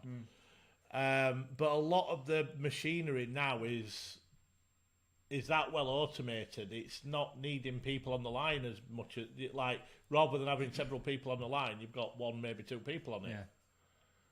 I'm just thinking back to when, I mean, if these Tesla bots, I mean, this is Elon Musk, so I'm assuming these Tesla bots will be quite advanced in their capabilities, yeah? They won't just be and that's it. I remember going back to see the De Koning recycling plant in Belgium, and their biggest manual labour process was the loading of post-consumer material into the machine that churns it all up. Yeah? It was a guy in a forklift, big forklift thing, who used to go around lifting post-consumer frames into this massive machine which churned it all up. Yeah. Now, if a robot can do that repetitively all the time, 24 hours a day, Yeah. that must mean that factory should be, in theory, more efficient, because you don't need... There'll be no swap overs, there'll be no human slowdowns. It's just a robot doing that job. Well, we've been moving this way. I mean, if you look at, and I'll reel it right back to the shops like your Asda's and your Co-ops and all the self-checkouts and stuff like that. Everything's moving towards automation and machinery automation. Well, look at Amazon. Amazon opening up grocery stores where you don't even need to go to a checkout. You just take stuff. You check in when you get there, and then you put items in your basket. It automatically logs those items once you've put them in your basket. You walk out, and because you've already linked your bank account details to your Amazon account, you pay for it as you leave. Well, I mean, again, I'll go back to Asda again. You can scan your items to check out before you've even while you're walking around the shop. Yep, Sainsbury's does that as well. You're removing the need for checkout clerks, checkout people. Now, look, From an automation point of view and a speed point of view, yes, it does make things faster, more convenient. From a personal point of view, you're removing jobs. But then you have the counter argument that you will have different jobs that people need to train for, like become more technical. Yeah, people to make the robots, to develop the software, to maintain the machinery. So the jobs become different roles. You just have to train differently. But that's the way the world is going. And our industry, like every industry, is not going to be unaffected by that. Automation, whether we think it's a good thing or a bad thing for humanity, is going to happen. It's happening now. Well, I've seen a massive shift from when I started in the industry 14 years ago. I think 13, 14 years ago, whatever it is. The automation from visiting factories, whether it be fabrication, whether it be glass company, system companies, the automation now from them days has improved so much. I mean, it's so much more automated from start to finish. Look at the car sector. All the way through to delivery, by the way. Look at the car sector, yeah? There's less and less people working in car factories. But you don't see people bitching and moaning about less people within the manufacturing process. It's just accepted that that's the way things are going. And it is. I mean, people want more quicker. Therefore, the answer to that is automation. Humans can only do so much. If you can install machinery and infrastructure that produces more in a faster lead time, people will go for it. We can have the ethical debate about whether that's good for humanity and job creation and all that stuff. But the matter of the fact is that the people at the top of these businesses have the cash to implement automation, will invest in automation. Therefore, that's the way the world's going to go. I think the window industry will follow the same route. I think these Tesla bots are a bigger deal than these are a bigger deal than people think. There's not enough attention being made for this. Can you think about a humanoid robot able to do all the carrying, lifting, sorting? Can you imagine those on building sites, laying bricks? You program it. Right, these Tesla bots, for example, they get pre-programmed with certain house types. You've got to build 100 types of these houses. They know how to lay the bricks. You can have 5 or 6 of these Tesla bots just going about laying bricks. Solves the labour shortage. Well, I were, like I said, talking about Elon Musk in general. I think we discussed it after I'd been reading about it, about his vision of having the car industry is not going to be buying cars, and this is his vision, is that there will all be cars that are available to just get in and ride. The driverless future of cars is it's a subscription. So I know it sounds absurd, but it's not a million miles away of having a subscription service to get a car, and you just get the car that's the nearest here to pick you up. Yeah. And there's a certain standard of car, and you'll have different levels of subscriptions. So for an higher level car, you will subscribe to the platinum package, for example. That's what I imagine it'll be. And then for a budget range, you'll have the cheaper cars coming in, but they'll pick you up within a vicinity of an area. So no one actually owns the cars. Because if you make... Sounds balmy, but... No. Because especially with climate change goals, if you make car ownership less important because you make car availability easier, and that's the key, car availability and good cars. If it's possible, for example, to hire a car or call a car to get to work, to go to appointment, to come home, without you actually having to pay long term for the ownership of a car, i.e., you only use a car when you need it, and a good car, a subscription car, like you say, it could be a Mercedes, could be a BMW, could be Tesla, whatever. What is the point of owning the car? It's not a bad idea at all. I can totally understand it. Totally understand it. Won't work for vans though. Window fitters. You ain't going to get fitters giving up vans. What I want to know is he talking about doing this in on Earth, or is he talking about in Mars? Because he needs to make his mind up. He wants to ship everyone to Mars. Come on, Elon, come and tell us. Tell us your future. Elon knows this planet's knackered. Elon knows this planet. Why do you think they're all buggering off to Mars? 2050, man. They know we're shit, Craig. They know something we don't know, man. Everyone's in a rush to get to Mars in the next 30 years, 29 years. Jeff Bezos, Richard Branson, Elon Musk. They know something we don't, man. They know we need to. When's Jeff Bezos? When's he doing his? He's already done it. Oh, right, okay. Yeah, but he didn't go to space, did he? He went to the edge of space. Yeah. Well, that's not the same. This is the argument NASA's having. Like, apparently, when you reach space, when you've gone to space, you earn the astronaut stripes. You know, the my camera. So apparently, to earn NASA's astronaut stripes, you actually have to leave Earth's atmosphere. And the key differential here is that the SpaceX, Virgin Galactic, and is it Blue Origin? I think Blue Origin, Amazon. Yeah, they never actually leave. They go to the edge of Earth's atmosphere.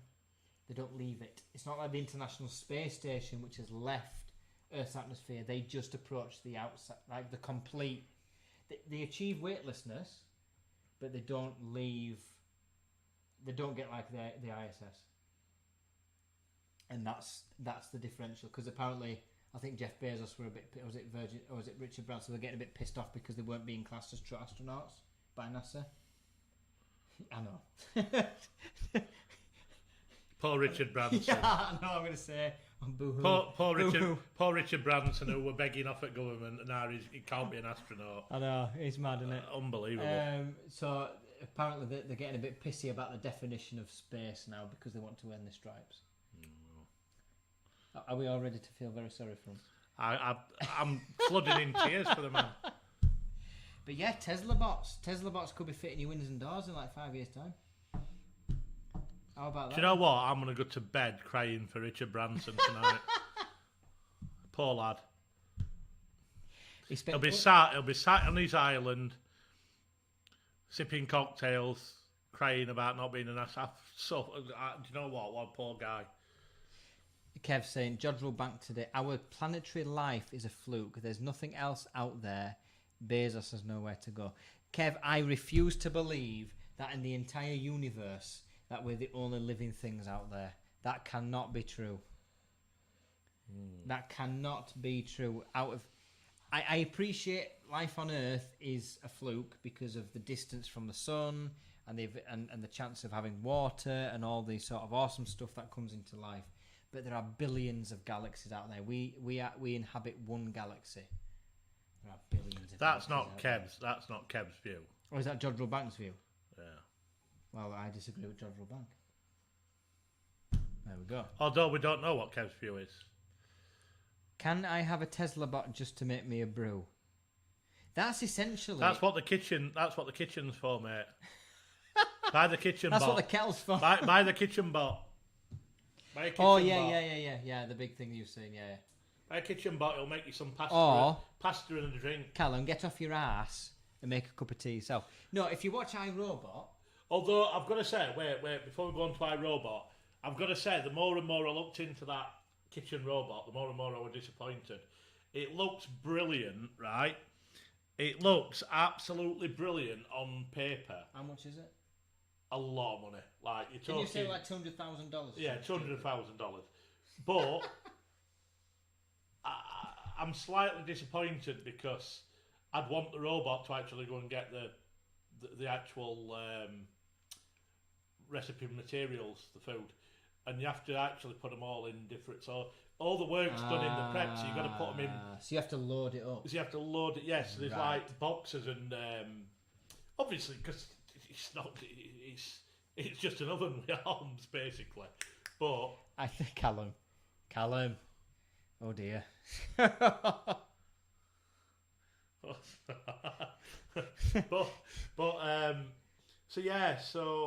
But it is a very clever. I'm not being funny though. That oven is immense, and it's got like thousands of recipes on. Fradders. Just pick 750. Oh God, what is even that number? 750,000 million billion trillion quadrillion. I think that's centillion. Or something stars times whatever planets round them. Got to be something living. I agree with Fradders. There has to be so. I don't even know what that multiplication would look like. But you have to assume that there is some intelligent life on just one of those planets. I'm not going to get into this, but are they not fetching you a cuppa, Callum? Sort them out, pal. Kids are slow learners where You Charles need is to. concerned. You need to ground them.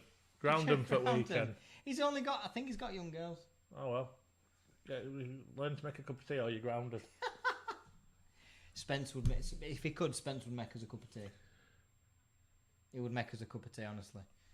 If it's to believe that space is ever expanding and it's infinite, Oh, I don't even want to get into this. This just blows my and if mind. it's infinite, then there must be some Right. life somewhere. But I don't know whether that's true because we don't know. It's a theory. Do you know what? Right. We'll end this epic live stream on this epic question. What is outside of the universe? There has to be an edge to something. We as humans understand there to be an edge and an end of something, of everything. What is outside the universe? This has gone way too deep. This has gone fucking deep. What is outside the universe? What do you just go around in a circle? But then, are we in a circle? Are we in a sphere? Is the universe a sphere? What's outside the sphere? Blows my mind. Blows my mind when you think about that. So are we in a simulation? Or are we just going around in a circle, repeating themselves?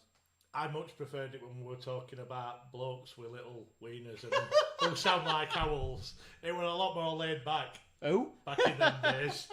Back in them days. I forgot to see. Anyway. Right, I repeat again. Where on earth would you get a podcast, an industry-related podcast, where you talk about windows, beer, cider, bad dad jokes, Tesla bots, the universe, and life on other planets? Nowhere. And Nowhere. How poor and coal miney looking Yorkshire is. Yeah. We need to suit up next time. We're clearly not setting a good example, are we? Everybody thinks we're poor and full of coal dust. To be fair, I'm sat here with 2 teeth, 3 teeth missing, drinking lager and cider. You see, what people don't know is we've still got an outdoor toilet.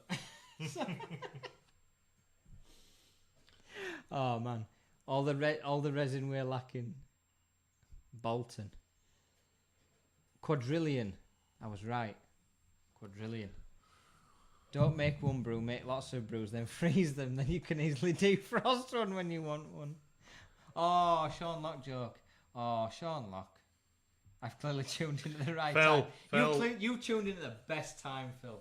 You missed all key points. You've Phil. missed all the boring stuff. This is the interesting stuff. This is the keys. This is the fundamental stuff. This is the important, life-changing shit we're talking about, isn't it? We've covered some. Phil, what is out? I want to know what Phil's opinion is. What is What is on the outside of the universe, Phil? Is the universe ever expanding? But what is the universe expanding into? That's what I want to know. I want to know Phil's opinion on that. Are we going around in a loop? Is it like Marvel's Loki series where time is an infinite loop and you eventually just go back in yourself? Or do you just keep expanding? But what are you expanding into? What space are you expanding into? I mean, this shit blows my mind. We're getting to bedtime and we're getting far too deep. This is far too deep. I know, but people are sticking around. Triple glazed windows. No, man. At the edge of the universe is triple glazed windows. Leah'd love that. High five, Phil. High five. You can't get past triple glazed windows at the end. That is it. That's the nightmare journey. You go to the end of the universe, right? Actually, you can just about break through the triple into the quadruple, but you're not getting past that. You're not getting past the quadruple glazing. You travel all that sort of. What's the film called with the thing in it? What's it called? Oh, what's his name? Matthew McConaughey. Interstellar. Oh, love that film. Right. Took me. I can't believe I only watched it last year. That's a mind-bending film. No. You get all the way through to the edge of time, edge of space, edge of universe, right? And he gets to the end and goes, oh, there's a PVC cross-section there with triple glazing. I mean, how fucking disappointing would that be? You get to the end of the universe I don't know. and there's a triple glazed window I'd be quite happy that I were right about triple glazing. To be fair, I were right all along. Triple glazing was the answer to everything. You get to the end of the universe and there's a guy in a cheap suit trying to flog you some triple glazing. Oh, I see you've travelled a long way in your super spaceship for 3,000 billion light years. You know what you need on your return journey in this super starship? You need some triple glazing. That'll keep you dead warm at night when in that cold heart of space where there's no air, there's no heat, there's no nothing. You need to keep super warm. Man, you need some triple glazing in your starship when you go back home. And there's some guy saying, if you buy now, I'll knock you 50% off. Oh, well, you can pay later.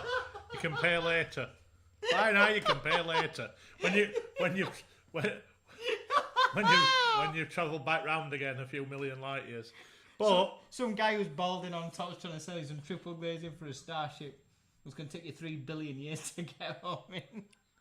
Anyway, before we end, I'm going to put this out again. Any hardware guys who can help my mate, we're looking for a 40mm padlock. Roebuck brass. There you go. I've tried, Paul. I've tried. There's got to be some hardware people who can help me with that, surely.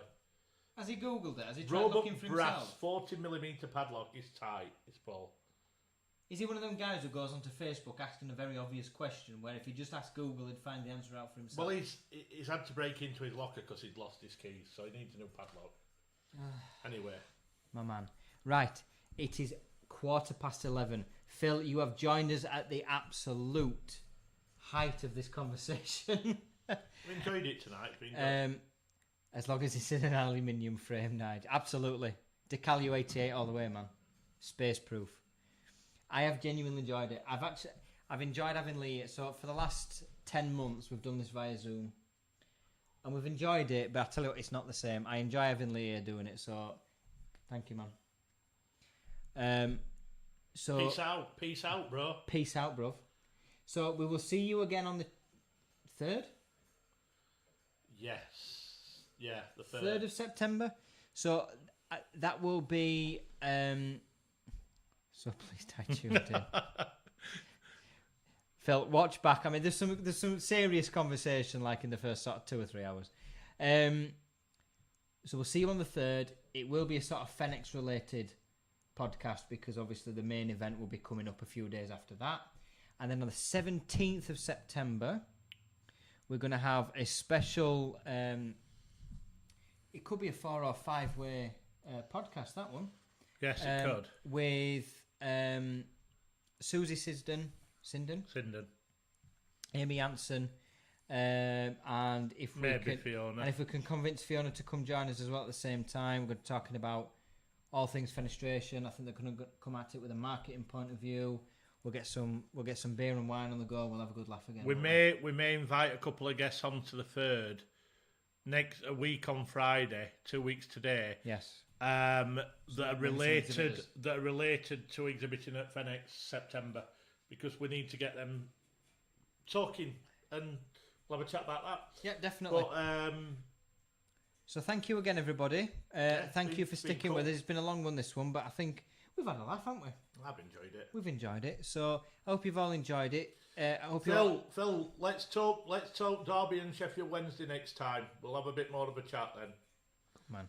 Or not, if you don't want to. It's a bit depressing, that side of things. But well, have a good weekend, everybody. Be safe, be well, have a good time, and we will see you all next time. Take care.